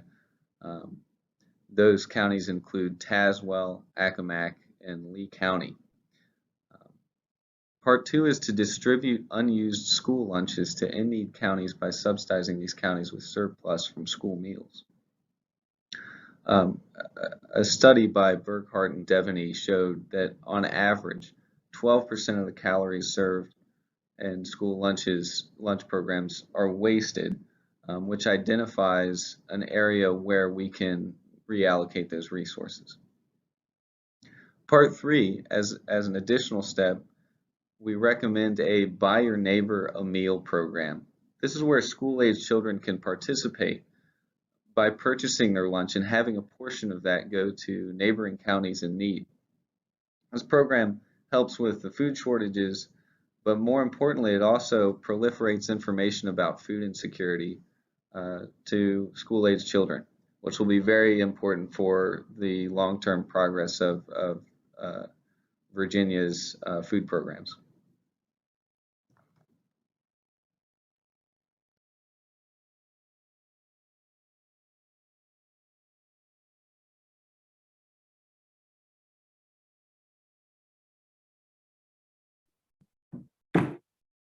Thank you, Virginia Premier Operations and Team 13. Okay, we are at the end of our next set of 5 videos. We're going to take a quick break so the judges can continue making sure they stay on top of all of the submissions as well. So where do we go from here, right? We've all invested a couple of days of time and effort. We've all taken time away from our normal pace of life in our jobs and our schools. And so where do we go from here and what do we do? So I have a top 5 things I'd like to give each of you all as options or opportunities on how we can continue staying engaged. So I'd say stay connected. I think number 1 is if this datathon has taught us nothing else over the years, it's that some of the people that we know now better than ever before are connections from the datathon. So, and many of the teams today were pulled together from people they didn't know previously, whether even from teams from universities. We pulled individuals together that may never have worked together before. So whether it's LinkedIn or any other social media time, please stay connected. Please take the time to stay connected with the individuals linked to the Office of Data Governance and Analytics LinkedIn site. Again, if there's anything we can do today, tomorrow, next year, next month, formally or informally to help you all, please stay connected, I think, and stay connected with each other as well. Number 2 is stay aware. I think one of the things we get so caught up in, especially in the last 18 to 24 months, is I think we've gotten so caught up in everything else that we have probably not had the time to look up and look around. So if you take some time to engage in some activities outside of your normal activities, I think you'll also benefit from that as well. Look for opportunities, right? So you stay connected, you stay aware, look for opportunities to engage. Each of you have already done that in just engaging in this datathon and truly moving the needle for the Commonwealth. But don't stop here. Look for opportunities to engage not in just the datathon, but in solutions and agencies that really need your best and brightest thoughts and ideas to really move the Commonwealth forward. So please look at opportunities to stay engaged and look for opportunities. And finally, no matter where you are, start with a small step. I think, and this is a term we use a lot, but I think that so many times we try to boil the ocean. And some of the advice I was giving to teams over the last couple of days, I think we tend to have everything figured out before we move forward. And I really think that's actually not a positive thing at all. So if we can take small steps together, take a first small step, provide the value proposition, demonstrate some return on investment, I think that will create some momentum for all of us in whatever challenge we're trying to solve. So don't be afraid to take a small step or iterate together in order to get to a solution. You don't have to have a 100% solution to move forward. And many times that small step solution will actually create a path that you never designed before and will actually move you farther than a larger solution would have out of the gate. So just a few ideas to stay engaged, stay connected with the people you meet today and beyond. Look for opportunities to give back and give a hand up, and also take a small step, even if it's outside your comfort zone, to drive value and move the Commonwealth forward. All right, we're going to do a quick thumbs up. Heidi, yep, all good. All righty. We're going to move on to our next set of videos. Again, thank you all for standing in there with us. And I know it's a lot to get through, but I also want to make sure that we give everyone the opportunity to show their videos, because a lot of work has gone into the last couple of days. We're going to move on to team number 25, Norfolk Team 3 from the city of Norfolk. Again, team 25, Norfolk Team 3.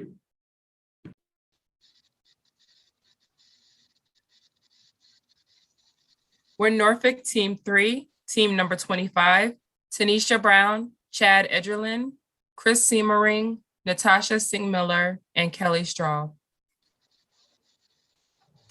Reducing hunger and food waste with data and technology, one bite at a time. Data shows that between the months of September 2019 and March 2020, almost 4 million meals were served by Norfolk Public Schools. But that doesn't necessarily mean all those meals are being eaten. More than likely, there is a surplus of food left over that will no longer be used in the next day's or week's meals. What happens to this food?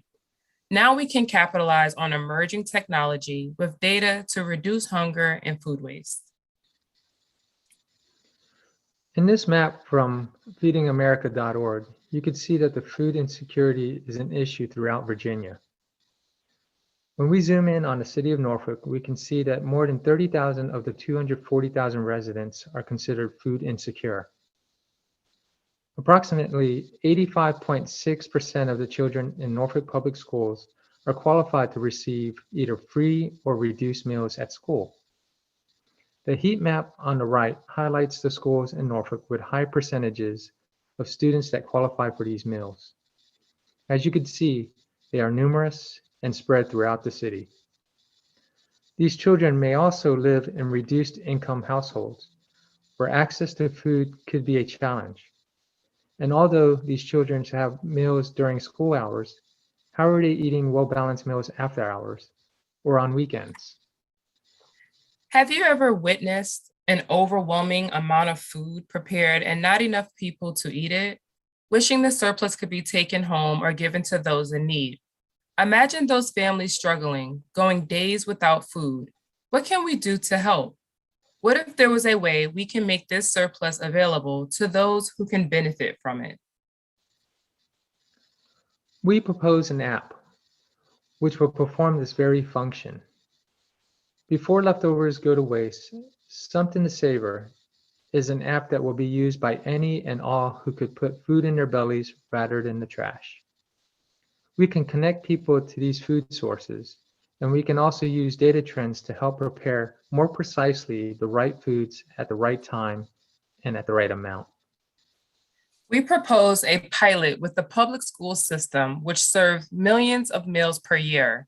Rather than throwing away leftover food, the schools could post any surplus to the app to allow families or volunteers to pick up a surprise bag of food. At the end, it's really about building community movement for fighting hunger and food waste that now every person living in Virginia can contribute to. If successful, future application upgrades could include partnerships with food banks, grocery stores, restaurants, and farmers markets to make unused food available to those in need.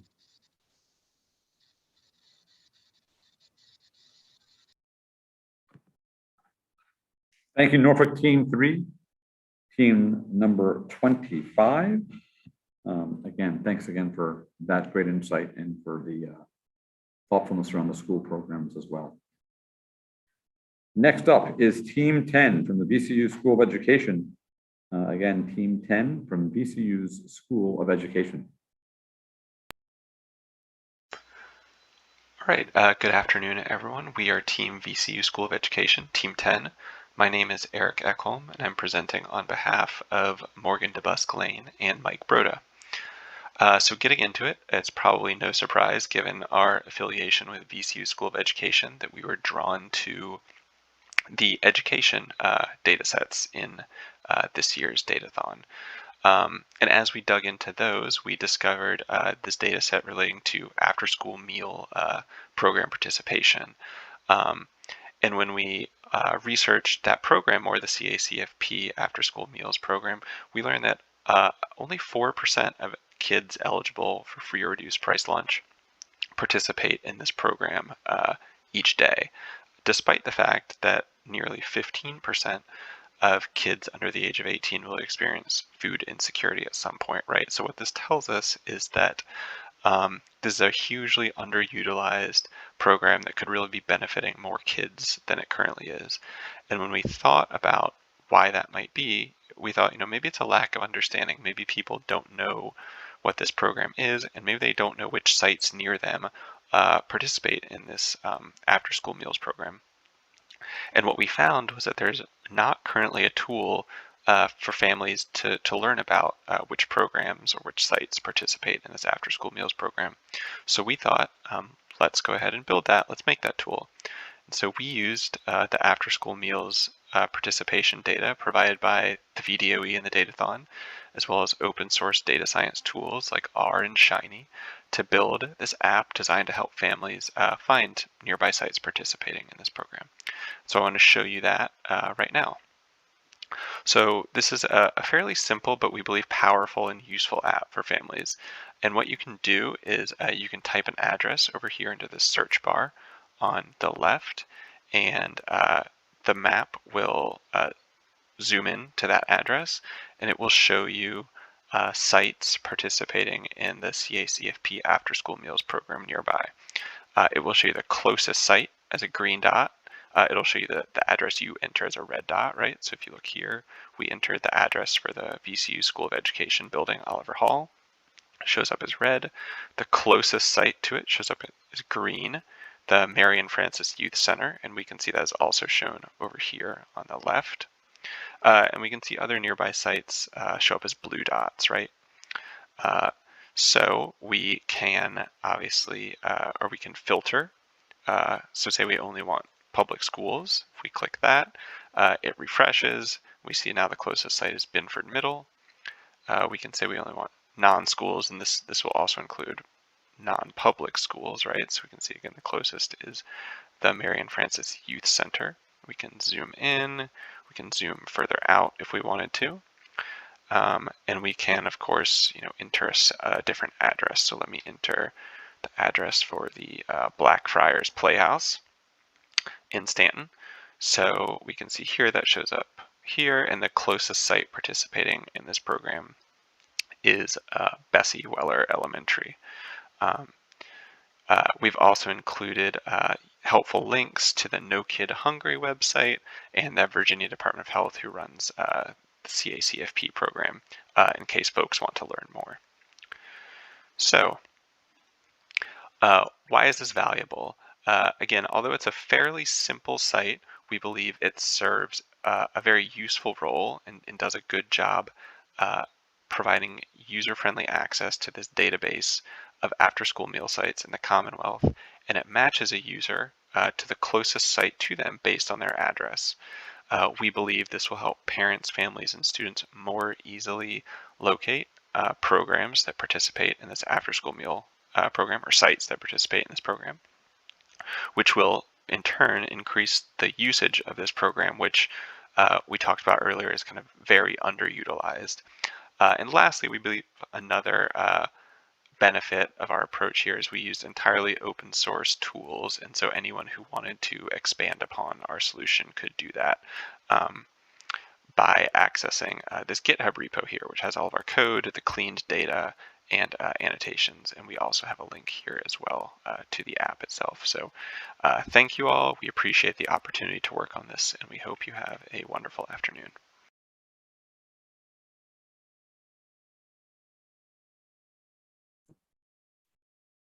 Thank you very much, Team 10 from the VCU School of Education. Another great presentation and great thought-provoking discussion around education and our children, and again, how this challenges far beyond any individual group or individual. So Okay, that is again Team 10 from School of Business. We're going to move on now to Team 20, Les Poissons from George Mason University. Again, Team 20, Les Poissons from GMU. Hi, this is Team 20 and we are from George Mason University in Fairfax, Virginia. This is our solution to addressing hunger through Bits and Bytes. The problem we look to address is how can we help seniors and the disabled meet their nutrition needs. The data we found is the current disabled population is around 8% of the total Virginia population, or around 682,841 people. According to the Roadmap to End Hunger, the senior population is expected to double by 2030 to about 3 million people. So, before we get into our analysis, I wanted to break down our data and data sources. To begin, we looked at food accessibility data from the VDH. This had a lot of important variables to us, including our response variable, which is food accessibility, which for us was the proportion of low-income individuals at the census tract level within a reasonable distance of grocery stores. Now, from there, we wanted to bring in some demographic data, so we brought in some from the US Census Bureau, the most modern of those samples. Continuing that, we then went into the Open View American Community Survey, as well as the Social Vulnerability Index, to help supplement our data sets in quite a few ways. Now, looking at this plot of Virginia, we see all of these census tract levels with the variable age and the average of those for each county. One of the things we were looking at was those older generation populations that had over an age of 65. And what we found was that there were clusters of them kind of spread sporadically, but following around city regions. Now, if we compare that to our next graph, we see all of these counties highlighted are areas with low disability index scores. Now, you might be asking, why did we map low disability index scores? The reason that we did that was because we recognized pretty early on that these regions with low rates of disability prevalence ended up having walkability challenges. Further, when looking at that variable of food accessibility, one thing that we saw was that areas from those low walkability scores ended up also correlating for those lower disability regions, i.e. indicating that those regions that had less people with disabilities had further walkability challenges that resulted in food accessibility challenges. In order to find these areas with low food availability, what we will do first is to test the different population subsections and see whether or not they are significantly different from each other. In our case, we found that rural and urban areas are significantly different and therefore require different models in order to determine food availability structure. Because of that, we will be going forward looking purely at urban areas for this research. In order to find which predictors would best allow us to determine the food availability of an area, we take our available data, which we have gleaned from the Virginia Department of Health sources as well as the Census Bureau sources, and we use a process known as backward predictor selection, in which we use to determine the most significant variables. Once we know which ones are the most significant, we go forward with the beta regression model in order to determine what sort of correlation we have when it comes to food availability with our important predictors. And from there, we fit our models based on our different population subsections as aforementioned. Once we do fit the data to a regression model, what we found is the following to be significant predictors when we're trying to find areas of low food availability. So these are such as walkability, which includes public transportations and sidewalks, access to a primary care physician, the racial segregation of a community, the standard of the community, as well as the educational quality of the citizens. We found these to be the most significant in predicting where areas of food availability is. Solutions we aim to provide for these identified problems were first using drones, both aerial and ground-based, to deliver at least a 5-day emergency supply of food within a 15 to 5-mile radius, respectively. To help our senior population better adopt into the drone program, we would like to incorporate SNAP centers. SNAP centers are buildings that are designated information centers where SNAP participants can register for the Drone Food Delivery Program and aim to help SNAP participants learn better budgeting practices and have a better grasp of nutritional information by offering classes or informational pamphlets. These SNAP centers can also alleviate potential customer service issues with either SNAP or the drone program. In conclusion, our solutions are to use SNAP centers to increase community education and drone delivery adoption and utilize either an aerial or ground-based drone delivery program to alleviate potential walkability issues in applicable areas. We as a team would like to thank everybody for their contributions.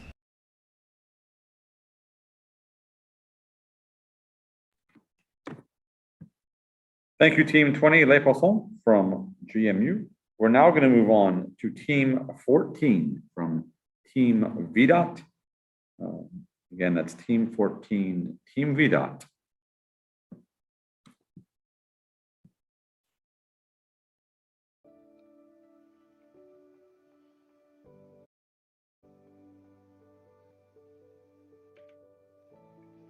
Hunger in Virginia and the rest of our country is not a problem that any one person, company, or government entity can solve, which is why we're all here today. And no matter what idea wins, the citizens we serve will benefit from this datathon. Hunger is a problem we must all work together to solve. As you can see, most counties and cities in the Commonwealth are experiencing between 10 and 20% food insecurity. This is 4% of Virginia's 8 million citizens. Good afternoon, my name is Michael Hibbard, and I am the Business Architecture Manager at the Virginia Department of Transportation and the Captain of Team VDOT number 14. With me today are Eric Hetzer, Alice Lee, Stella Zhu, and Gilles Rena. And of course, supporting us are the rest of the Team VDOT spread all over the state who work to keep Virginia moving. And today we're here to talk to you about how VDOT proposes to keep Virginia moving forward towards a future without hunger. In order to solve this problem, we must have data that is easily accessible, understandable, and of high quality. It's also not just about the analytics, but empowering the citizens by giving them access to the data so they can make their own decisions and conclusions. Today, Eric's going to show you our portal. Eric? For our app, we combined the provided data sets for Hunger Action Committee members, food pantries, farmers markets, and after-school meal sites into a single common schema and geocoded on their provided addresses to derive their physical locations as a GIS dataset, and then created a browser-based map application that works on any device and can be used by the public today. Each food access type is depicted on the map application with a different color. Users can filter the data to the different food access site types from the source data to find what they're looking for.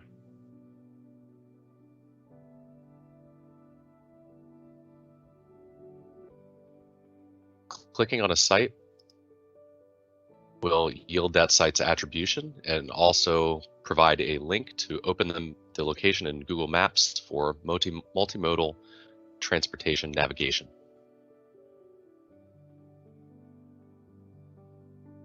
Clicking on the Near Me tool allows a user to easily filter and find food access sites near their location. They can either type an address, use their device's mobile GPS, or pin a location directly on the map. The tool will find food access sites within the preset 10-mile radius by default, and the search radius can be modified by the user.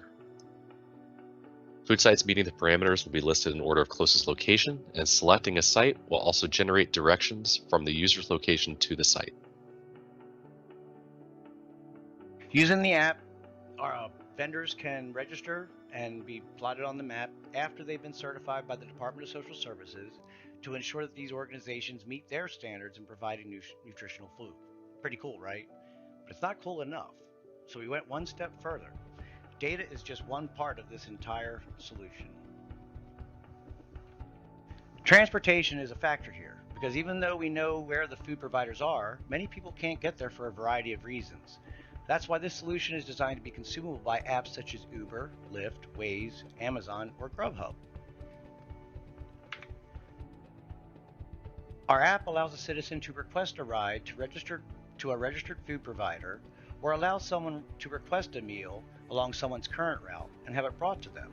Our partner companies anticipate only offer an incentive to the drivers. Drivers can participate when they have downtime between deliveries, or if they happen to see that someone is in need along their already chosen route.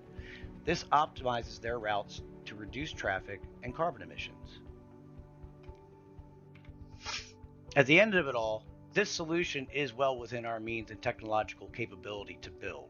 However, it does require that we come together as a community and lend a bit of our own time. But it will require partnerships with the citizens, nonprofit organizations, and private businesses.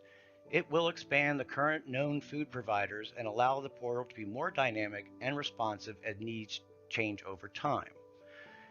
Isn't it about time we do that? Thank you from Team VDOT, and good luck to everybody. Thank you, Team VDOT, and thank you again for your participation this year. When we were in person, Team VDOT consistently set the bar for decorations around the Library of Virginia with their orange cones, highway signs, and paraphernalia. So again, Team VDOT, thank you so much for your continued great insights in that space as well. All right, we're going to move on to Team 2, the Kearney Titans from Kearney and Company. Again, we're at Team 2, Kearney Titans from Kearney and Company. We'll take a small break after this presentation, and we'll come back for our final three. Team number 2, the Kearney Titans. Our team members include Christian Jackson, Daniel Newsom, Caroline Burke, and myself, Ryan Irizarry. When reflecting on ways to address hunger within the Commonwealth, Team Kearney Titans all shared personal stories about a similar topic, older adults. One team member shared their concerns about the residents in her surrounding area during the COVID-19 pandemic. Older adults are an increasingly vulnerable population due to the health concerns of exposed to COVID. Thankfully, many older adults were able to use the community messaging board to share their cell phone information, and together, residents were able to deliver food to their doors. We were also inspired by Taylor Scott's presentation about RVA community fridges, and our takeaway was the need to identify locations where vulnerable communities, such as older adults, reside, so that these amazing organizations can best focus their efforts in these communities. With these experiences and inspirations in mind, our focus became how we can leverage data to identify communities of food insecure older adults in order to effectively provide the services and support they need. To solution this problem, we created a visual way to leverage data in an effort to provide actionable insights into specific counties that would allow a focus of resources to alleviate food insecurity of older adults in the Commonwealth. The impact of food insecurity is particularly concerning for older adults. The Food Resource Action Center reported that 1 in 5 food insecure households include an older adult. Older adults also experiencing food insecurity often encounter negative mental and physical health conditions, and on average, these older adults are faced with an 11% increase in their healthcare costs. Our actionable insights resulted from leveraging statistics from multiple data sets and used them to create a metric we called the Vulnerability Index. We use this metric to create a statewide heat map that represents our vulnerability index on a per county basis. Indicators include availability of transportation, known food insecurity rates, and access to affordable and nutritious food. Selecting each county gives the user additional statistical insight that can be utilized to direct resources to counties with high vulnerability indices. Now I'm going to turn the presentation over to my teammate Dan, who will show how we leverage the data to visualize our vulnerability index on a map of Virginia separated by county. So the dashboard you're viewing now provides a view of the vulnerability index among adults 65 and older. On the map is a color scale of the index we've created, broken down by Virginia counties. The darkest color representing the most vulnerable adults 65 and older. This dynamic dashboard is in the sense that when you click on a county, the averages in the top left and the potential correlations at the bottom adjust to a higher level of detail. As you can see though, Highland County has the highest vulnerability index, whereas Loudoun County has the lowest vulnerability index. The factors within our vulnerability index include food insecurity data, food availability data, and access to a vehicle data. From this dashboard, we were able to easily see locations in Virginia where adults 65 and older are vulnerable based on the indicators in the dashboard. Now, identifying these vulnerable communities is a great start to addressing hunger in Virginia. Like so many challenges, data allows government agencies and nonprofit organizations to carry out their most important mission, taking care of the Commonwealth. Thank you for your time and the opportunity to participate in the 2021 Virginia Datathon. Thanks, Team 2 and the Kearney Titans. Again, we're going to take a quick break, let the judges catch their breath. I'll just say again, and we still have a few left here, as we were talking in the room here, I don't know if I'd want to be a judge this year, because I think in years past, there have been definitely some differentiation amongst all of the presentations. And this year, I think you all have done just an amazing job collectively, and just really raised the bar, not only for yourselves, but the entire Datathon as well. So kudos to everyone so far. We still have 3 more left. We'll take a few minutes though and let the judges catch their breath. One thing that is coming up, just in case you have not heard of it yet, is the election. So please, take time to vote. Jesse's going to drop in some information, but again, take some time to vote. Some key timelines coming up as well. You've got to register to vote by October 12th. October 22nd is the last day to request an absentee ballot. You can vote early by October 30th at your local registrar's office, and again, November 2nd, voting in person. So again, please take time to vote and make sure your voice is heard as we move forward. We talked about the Library of Virginia as well a little bit earlier. 2 other things around the library that are little known facts is their strength in the genealogy space. For those who watch genealogy shows or on TV, whether it's Finding Your Roots or Who Do You Think You Are, you will regularly find the Library of Virginia listed in the credits for all of their hard work and all of their just leadership in the genealogy space. So again, kudos to the Library of Virginia. And another little known fact from the Library of Virginia, they are in the process of digitizing yearbooks across Virginia. So if you're like me and you're trying to clean out an old home that may have yearbooks in the early 1900s, reach out to the Library of Virginia. If you look at library guides /yearbooks, you can find information on how you can potentially contribute yearbooks to the Library of Virginia's collection, both physical collection and digital collection as well.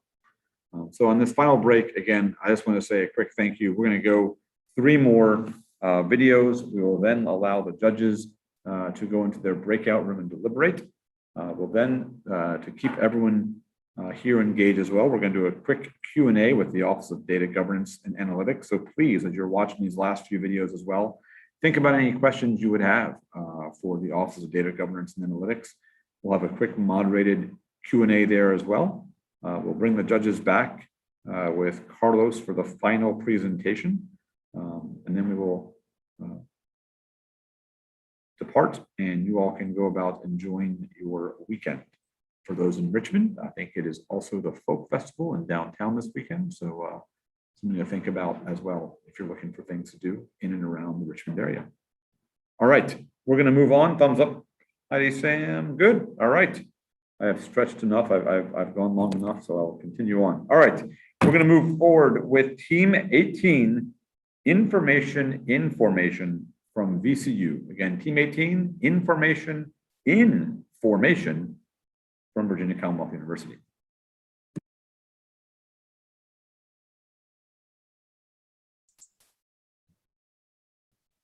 Inside every old person is a young person wondering what happened. This is a quote by Terry Pratchett from Moving Pictures. We are all subject to age. We are all setting the stage for the current and future generations. And so we decided to focus our project on the older adult population and specifically the underutilization of the SNAP program by that population. We are Team Information from VCU, team number 18, and I am Kristen Smith, joined by Ashley Christakos and Rachel Seafring. This population in particular, older adults, is a concern because food insecurity has a very harsh impact on the population. About 1 out of 14 older adults is food insecure, but food secure older adults are 262% more likely to suffer from depression, which is an astonishing amount. 78% more likely to suffer from asthma, 74% more likely to suffer diabetes, and 71% more likely to suffer from heart disease. In order to understand SNAP for this generation, we have to understand their barriers of use, including mobility, technology, stigma, and misinformation about the program and its benefits. And there's also a great economic impact for increased participation, including increased spending on groceries, which boosts the economy and sales for local vendors, increased participation in preventable health care, and lifting older adults above the poverty line to increase financial security. Our methodology was utilizing the Food Stamp Supplemental Nutrition Assistance Program, SNAP, data set for a 5-year estimate. We found through the National Council on Aging that only 48% of eligible older adults participate in SNAP, leaving 52% of those eligible unaccounted for.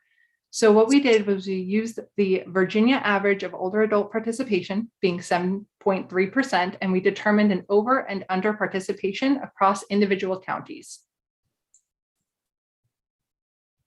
So here we have a map of Virginia parsed out by counties and cities, and we can see that blue states that are blue have lower SNAP participation compared to the state average. So for example, Fluvanna County in the very center is utilizing SNAP very, very much lower than the rest of the state average. And then we also have Brunswick, so green states are utilizing it above the state average, which was something that we want. But as in all statistics and analysis, you can't really always rely on percentage. So we wanted to show this from a different perspective in terms of eligible number of people not enrolling in the program. For example, Fairfax County up here in the blue is only down 2.8%, I believe, below the state participation rate. However, there are 11,300 people eligible to participate in SNAP in that county that are age 60 or higher that are not currently participating. So targeted outreach to these high impacted areas specifically could result in a lot of people being able to receive those benefits. So thinking about next steps, one big thing to consider is what the population growth will look like for older adults. And so UVA's data set, we saw that between 2020 and 2030, we see a 2% increase in older adults across the total population, and that's about 330,000 people. For next steps, we also have to consider awareness and promotion, how we market and promote the application process, including targeted and multi-channel information presentation and availability. We also need to personalize the experience to take away the stigma, clear up the misconceptions, as well as looking through the website and application process to ensure that it is visually accessible and formatted and easy to navigate and access. We also need to support SNAP on a local level, be heard by Congress, inform them of the impact that food programs have on our communities, including reduced poverty, alleviation of hunger, stimulation to the economy, improved well-being, and improved health outcomes. Thank you for your consideration. We are in formation. Thank you. Thank you.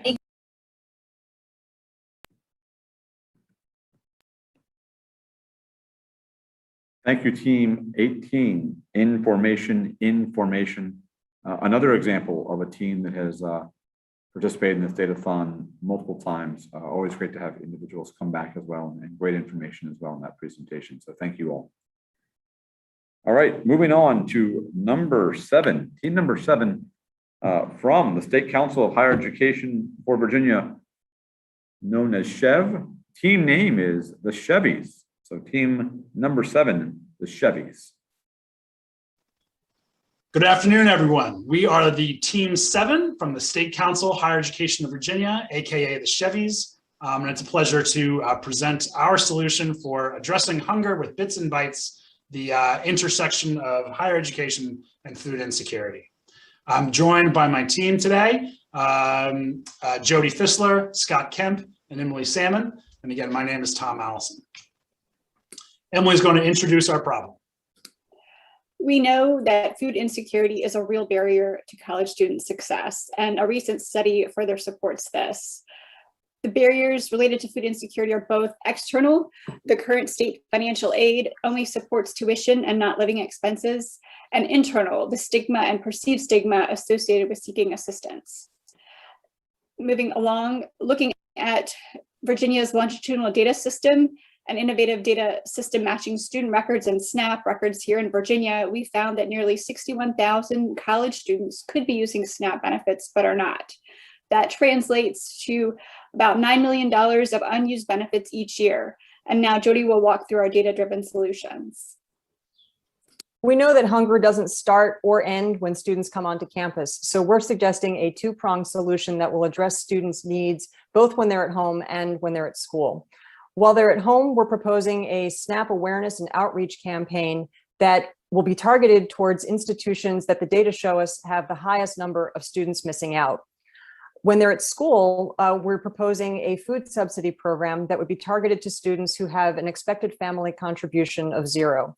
We're hoping that both of these prongs will allow students to access fresh, nutritious food in a way that avoids the stigma of going to a food pantry on campus. Tom will talk about the details of our SNAP outreach program. So once again, we took the data from the Virginia Longitudinal Data System to identify the institutions with the highest potential for SNAP uptake. We rated every institution, every college and universities, decile ranked by 4 factors to produce a score out of 100.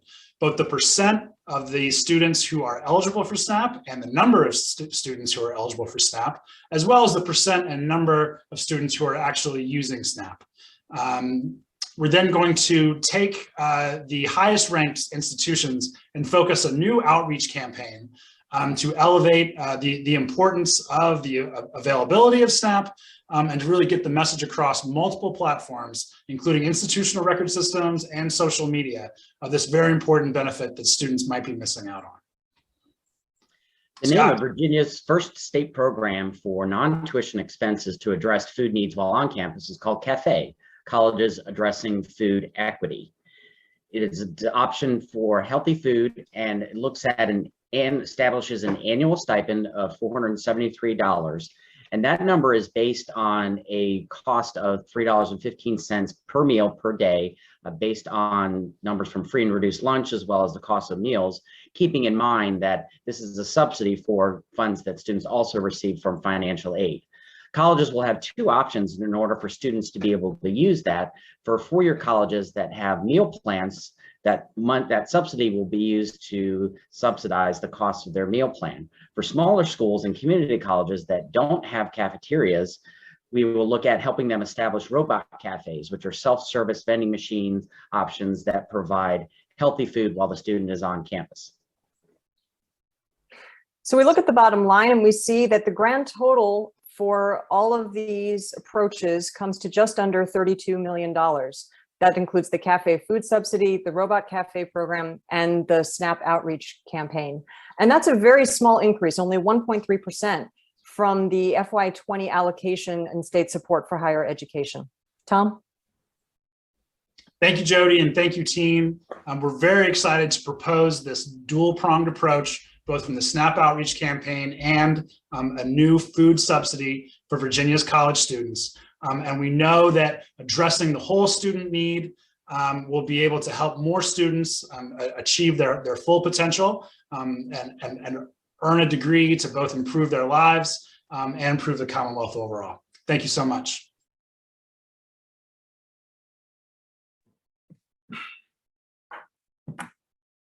Thank you, Team 7 and the Chevys.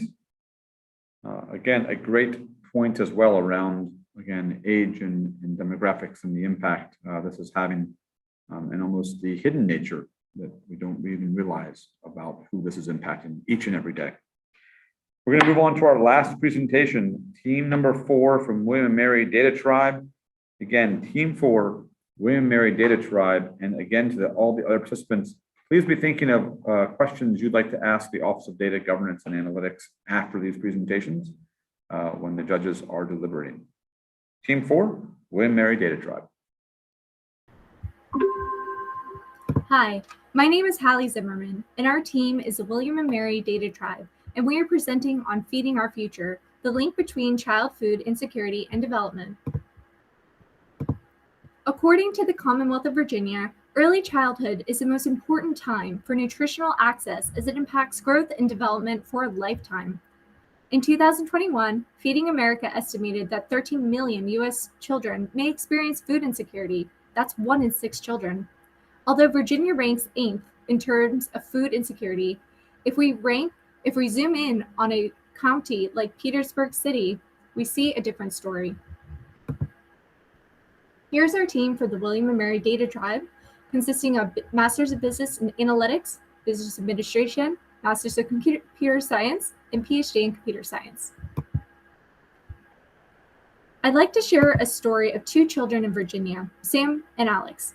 Alex lives in Falls Church City, where child food insecurity rates are at 1.4%.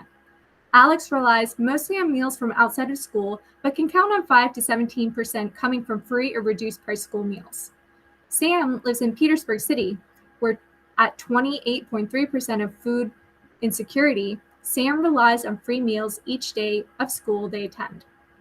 If there is such a natural disaster to happen, such as the COVID-19 pandemic, Alex could rely on more than 80% of their meals coming from outside of school, where Sam would not know where their next meal is coming from. Our team proposes a tool which would allow administrators to know where to allocate resources more effectively in order to make our communities better. For instance, administrators could predict reading and math score performance by using food insecurity levels as an indicator before impacts are realized. Such other predictors such as attendance, physical and mental health, chances of graduation, and entering the workforce can be predicted by food insecurity levels. Our team suggests that schools administrators adopt programs such as take-home backpack meal programs, which can provide meals for over the weekend, community gardens where students can grab their own produce, and food drives to help supplement child food insecurity. Thank you.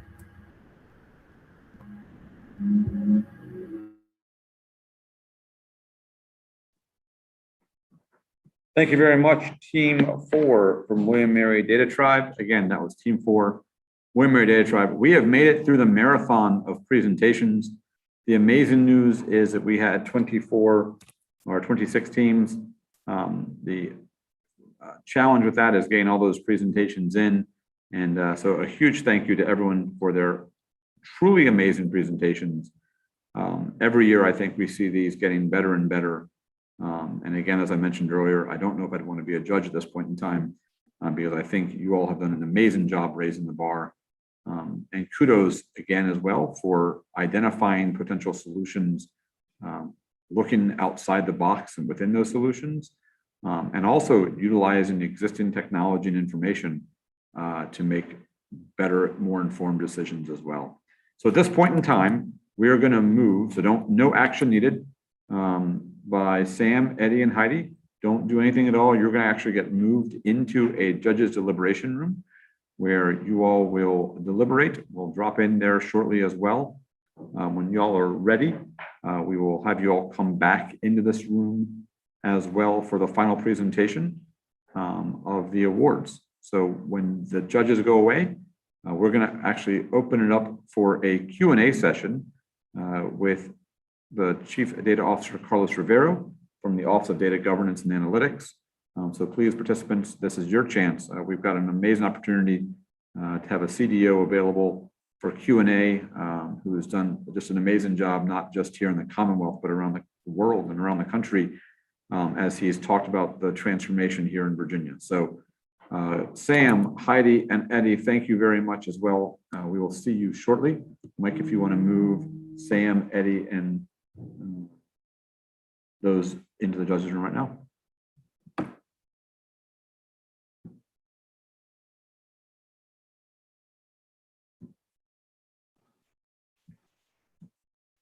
All right. Hang on, Alex. Before we start the next thing, I just want to, on behalf of the Datathon team, we also want to thank you for emceeing the Datathon again this year. Alex volunteers his time to make this event a success, and we couldn't do it without him. He keeps us grounded, focused, and enthused, and we greatly appreciate his support, as well as his willingness to be on camera throughout. Thank you, Alex, and you're welcome back every year. And let's not forget his humor, Paul. Very true. Wow. All right. Thank you all. We're going to move on quickly now. Thank you, Paul. Truly appreciated, and truly a highlight every single year. I mean, the library, the Office of Data Governance Analytics have just become family through this event, and it's been fantastic partnership and something we look forward to every single year. So thank you for all of that. All right, let's talk about Q&A with Carlos Rivero. We are super fortunate to have Carlos on today. Participants, oh, look at that. Participants, please feel free to drop your questions into the chat as well. And we will go, we have some questions already, but if you have a question, please feel free to drop it in the chat. Carlos, first question, what is the biggest challenge that you've seen so far in your role as Chief Data Officer? So before I jump into that one, first I will second what Paul was saying is Alex, you've done a masterful job of emceeing as always, and just kind of keeping the momentum going. So absolutely, totally appreciate you and obviously the rest of the team for all the work they've been doing. Also, I totally appreciate all of the teams and the presentations that you guys have put together. They were awesome. I love the metrics. I love the new derived data sets that we can generate now. I mean, I think, sometimes we're just so close to the problem and we're just so operationally focused that we're just trying to crank out these widgets and get things done that we don't have an opportunity to kind of stand back and look at the bigger picture and look at things from new ways. And we talk about, thinking outside the box all the time. But these presentations give us a really good idea of what are some of the additional things we can do with some of our data assets and really build insight into some of the problems that we have. And so some of the teams, just in their presentations alone, have already given me some amazing ideas of some derived data sets that we can combine and republish on the Open Data Portal to show some additional metrics that we can use to address this problem. So thank you so much for all the teams engaged in this process. So number one, what is my biggest challenge? My biggest challenge is convincing people that this is a good thing to do. I can't even begin to tell you, it's technology. I keep saying it, I don't know if people believe me or not, but it's the easiest part. Like technology is like taking Legos and just putting them together, right? Not a big deal. It really is that straightforward. It's working with organizations, working with people and their cultures to get them to rethink the role of data in their organization, and not just within their specific operational construct, but within the larger state government, right? The larger organization, how state government can benefit from bringing our collective data assets together to solve a lot of these problems. And the Datathon is a great example of that, where we really work on a particular theme, but then we wrap data sets from multiple organizations around that one theme to highlight the value of when you bring these data assets together, the synergy is much greater than the sum of its parts, right? And so, convincing people that, this is important and this is worthwhile work.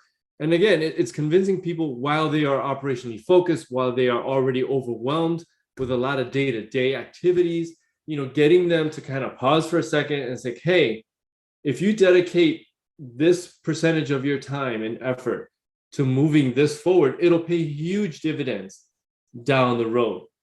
And having those conversations is extraordinarily frustrating sometimes, because you see the value, the value of what it is you're putting together, and then trying to convince someone. I call it, influence, persuasion, and coercion, right? You first try to influence them, then you persuade them. Ultimately, you have to coerce them into doing some things that they just don't feel like doing because whatever reason. And so that is really the most difficult, more complex part of the work that we do. And it's also the most frustrating, but it's also the most rewarding when it comes through, because it's really funny. And I'll give you guys a story. So back in a previous life in the federal government, I was running the full data lifecycle, right, from cradle to grave.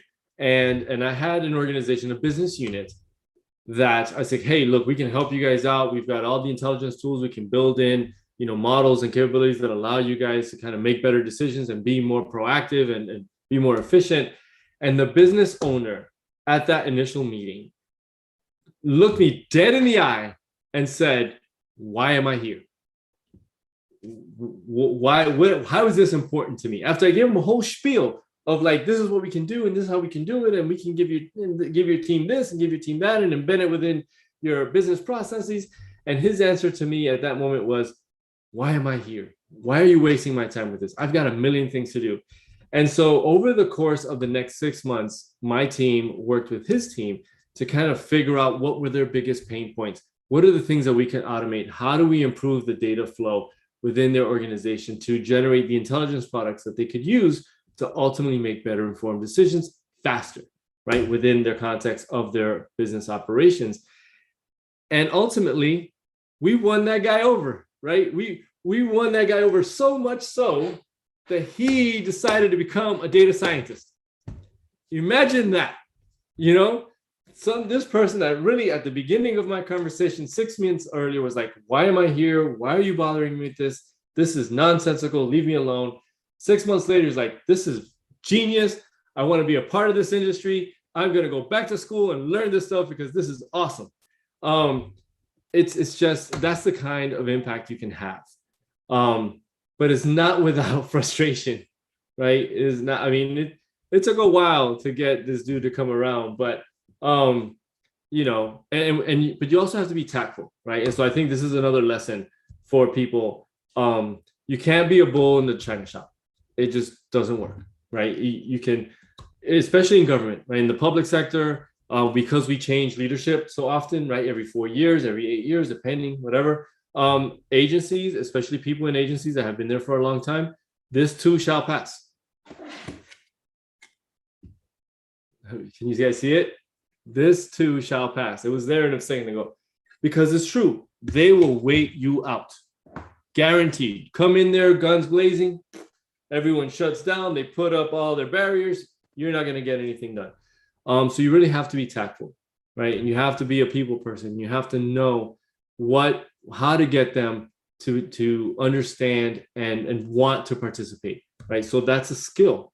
That's not something you're born with, right? That's something you develop over time, and you need to learn how to work with people. So even though we're data people, right, and we'd be more than happy sitting in the closet coding our life away, right, in the dark room with a hoodie on and all that wonderful stuff, but you got to come out of the closet, right? You got to get yourself out into the light, work with people, work directly with people, and start to learn how to negotiate and get people to agree with the things you want to do, and then also do them, right? One thing is agree and say, yes, this is great. The other thing is actually take action and come through with that. And so as a chief data officer, as a data professional, my advice to everyone is to learn how to negotiate, learn how to influence people, and not in a bad way, right? Because you're not brainwashing them or anything. You're just kind of learning what it takes to understand where people are coming from, and then be able to identify what their interests are, what drives them, and then use that to help them come to your side, right? So again, what Alex was talking about earlier, right, is just raising awareness, reaching out, connecting with people, understanding where they're coming from. Valuable advice, right? As data professionals, we're very used to kind of interfacing with our computers and being in a digital world, but the reality is that there's only so much you can do in the digital world. The majority of the value of the work that you're going to derive is out in the real world when you engage with people. So that's my biggest challenge, but at the same time, it's my most rewarding one. And it's something that as a professional has really helped me develop as an individual, having to build those skills. So I hope that answers your question. Let's see what's next. What's the next question, Alex? Yeah, it does. And I think the other thing, Carlos, is, and work this every day, is separating perception from reality, right? Another challenge is people's perception of what they can and can't do versus reality, and how you work with those individuals, which you've done masterfully in helping them understand, hey, you say you can't do it, you actually can, or you may think you can't do this because of X, Y, or Z, or you've never asked why, but let's work through that together and create a true reality versus what we perceive is the right answer. So great points, Carlos. Let's actually talk about what work is being done in the policy world in using these sorts of modern data tools to influence policy decisions. That's a great question. And a lot is being done, not just from a policy perspective, from a legislative perspective as well. So our legislators in the General Assembly have realized what a potent tool data is to help make better informed decisions, right? And so they are now writing into the laws. This study should include an analysis of what are the data sources that are available, how we're going to continuously, monitor those data sources, how we're going to feed them into the process. So they are now becoming much more data aware in how they can inject language into the Code of Virginia that explicitly states you need to find data and you need to use it on a regular basis to solve this particular issue, right? Whether it's maternal and infant health, whether it's recidivism, whether it's marijuana use, right? There's all kinds of different large-scale social issues that we're dealing with at the state government. And so our legislative branch really embrace the idea that data is important, and it's something that should be invested in, and it's something that should be studied on a regular basis to make sure that we are leveraging our data assets as much as possible is very encouraging. On the same token, within the administration, I don't know if you guys have noticed, but we are very data-centric, right? We use data quite a bit within the Northern administration, and so our policy team reflects that. Again, being able to invest in our data architecture and our data capabilities is an extremely important thing for the Commonwealth. And we have our biennial budget legislative session coming up next year, January through March. So I'm hoping that during that time frame, you will see more significant investments in our data infrastructure and our data capabilities to really continue this moving forward. Because policy is one thing, but if you don't have the team and the resources to do it, then it's just writing, words on paper, right? And you need to be able to move that forward beyond just words on paper. Thank you, Carlos. Great input and advice as well.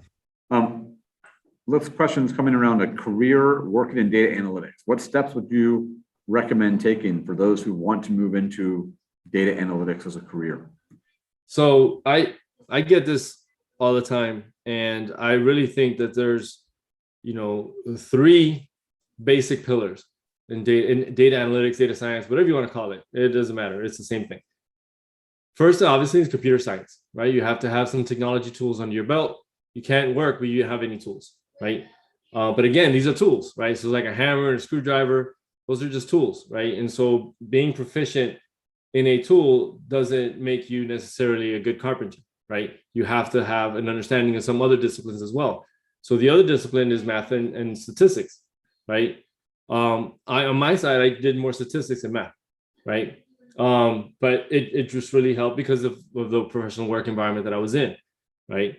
And then also some business domain, right? In my case, it was science. Early on, I really embraced science, marine ecology, specifically landscape ecology, systems ecology.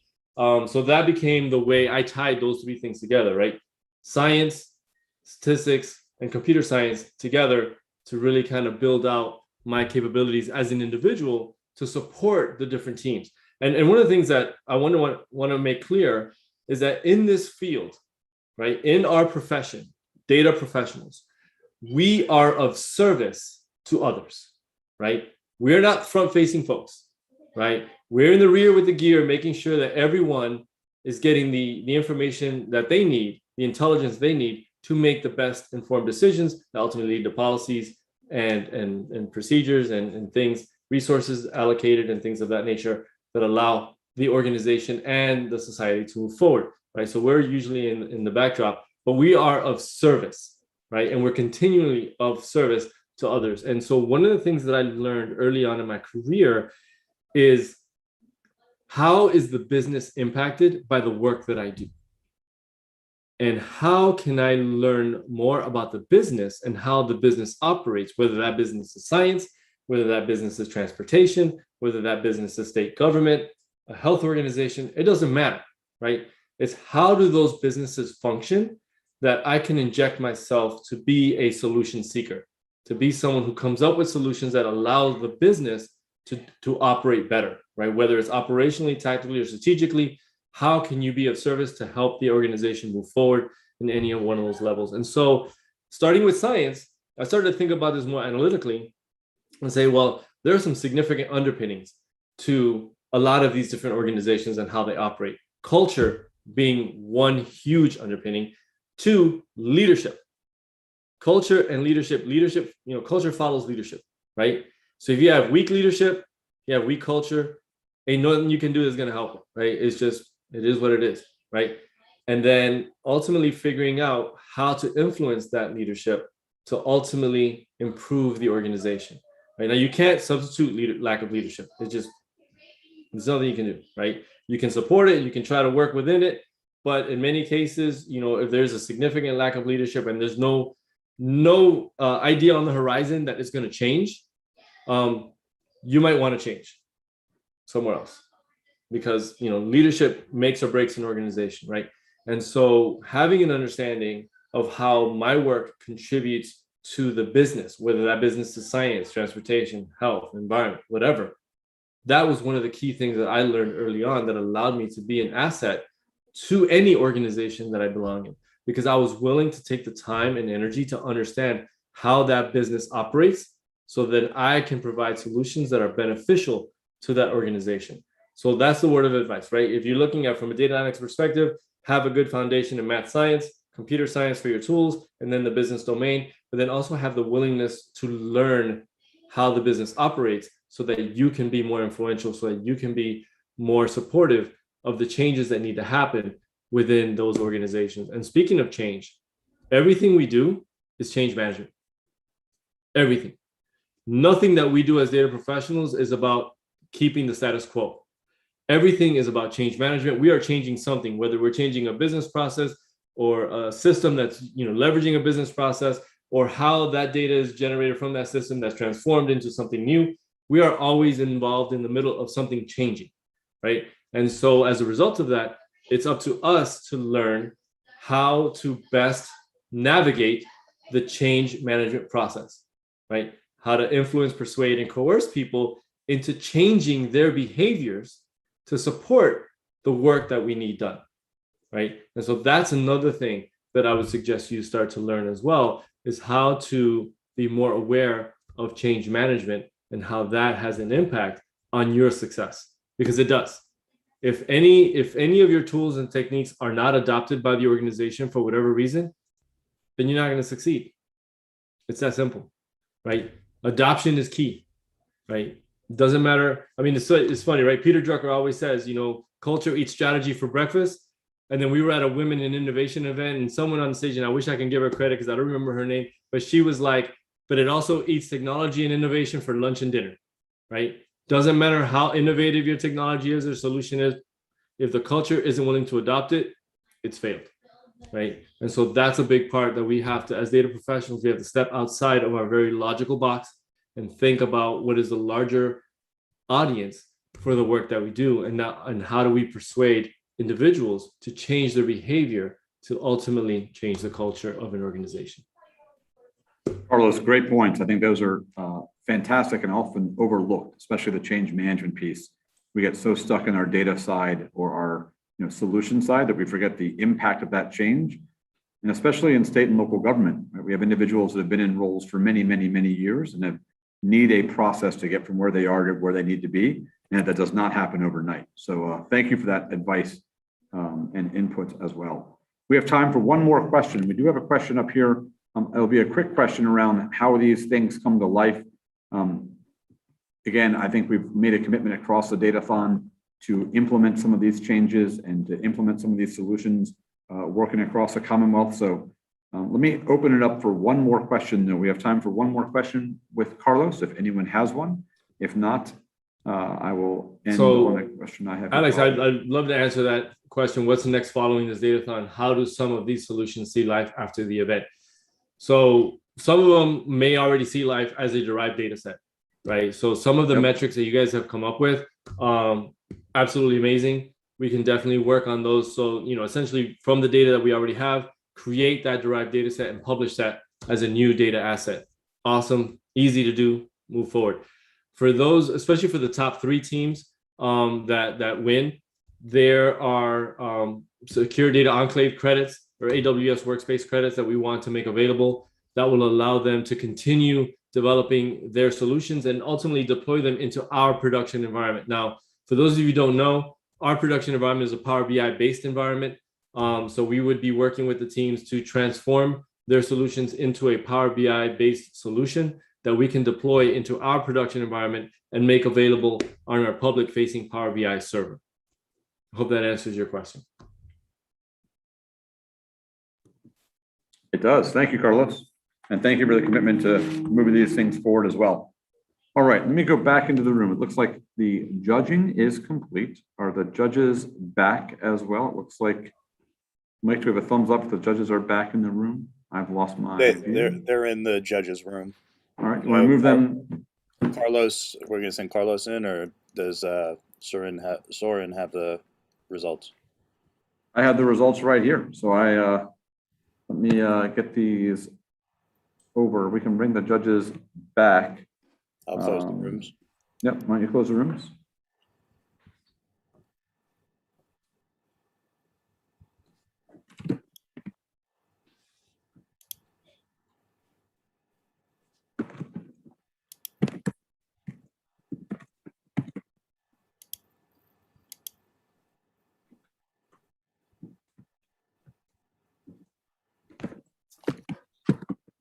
While we wait for the judges to return.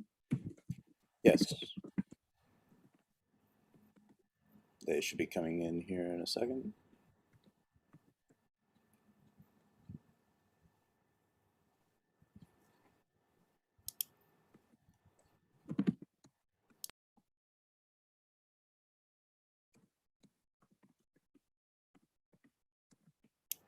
Or they're going to let the whole minute play out.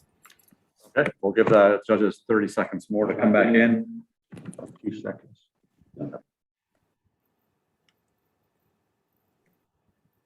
Here they are.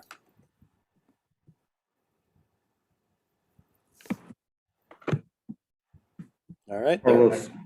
Carlos now has the awardees for 3rd, 2nd, and 1st place. What we're going to do before we go into the award presentation, just as a quick reminder, 3rd place will get $250 per person as an Amazon gift card. 2nd place, $500 per person. And 1st place, $750 per person. Again, a huge thank you before we go into the award presentation. If you are a 1st place winner, we'd love to have you all stay behind for a quick team virtual picture at the end as well. But again, a huge thank you to everyone. Before we get to the award presentations, we couldn't have the award presentations without our sponsors. So right now we'll go to a quick word from all of our sponsors.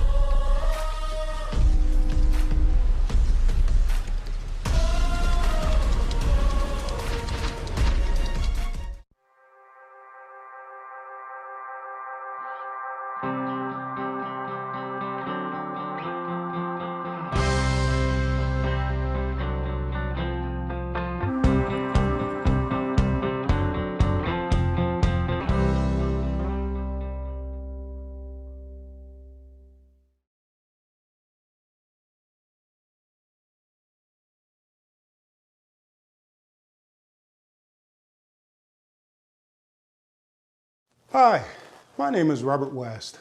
I am the Amazon Web Services Enterprise Account Executive for the Commonwealth of Virginia state agencies.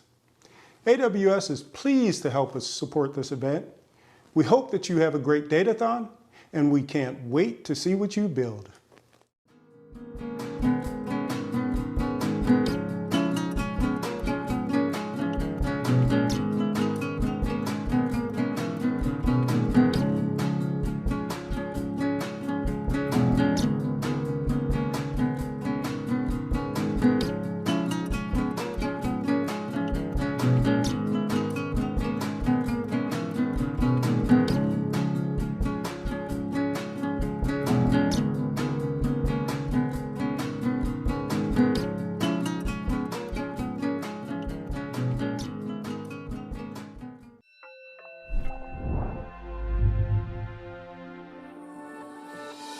One of the top 30 CPA firms in the country, Carney & Company's mission is to help the government work better.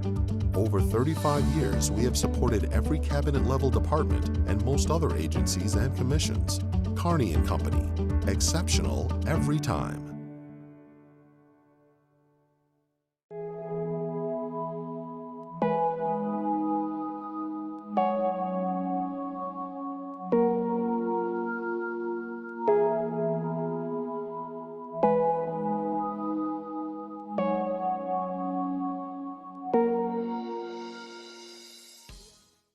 Hello, Datathon. From all of us at NIC Virginia, based right here in Richmond, I want to wish you the very best of luck at this year's event. We're proud of you, we're proud of the work you do for the Commonwealth, and we really look forward to seeing what you come up with at this year's event. In All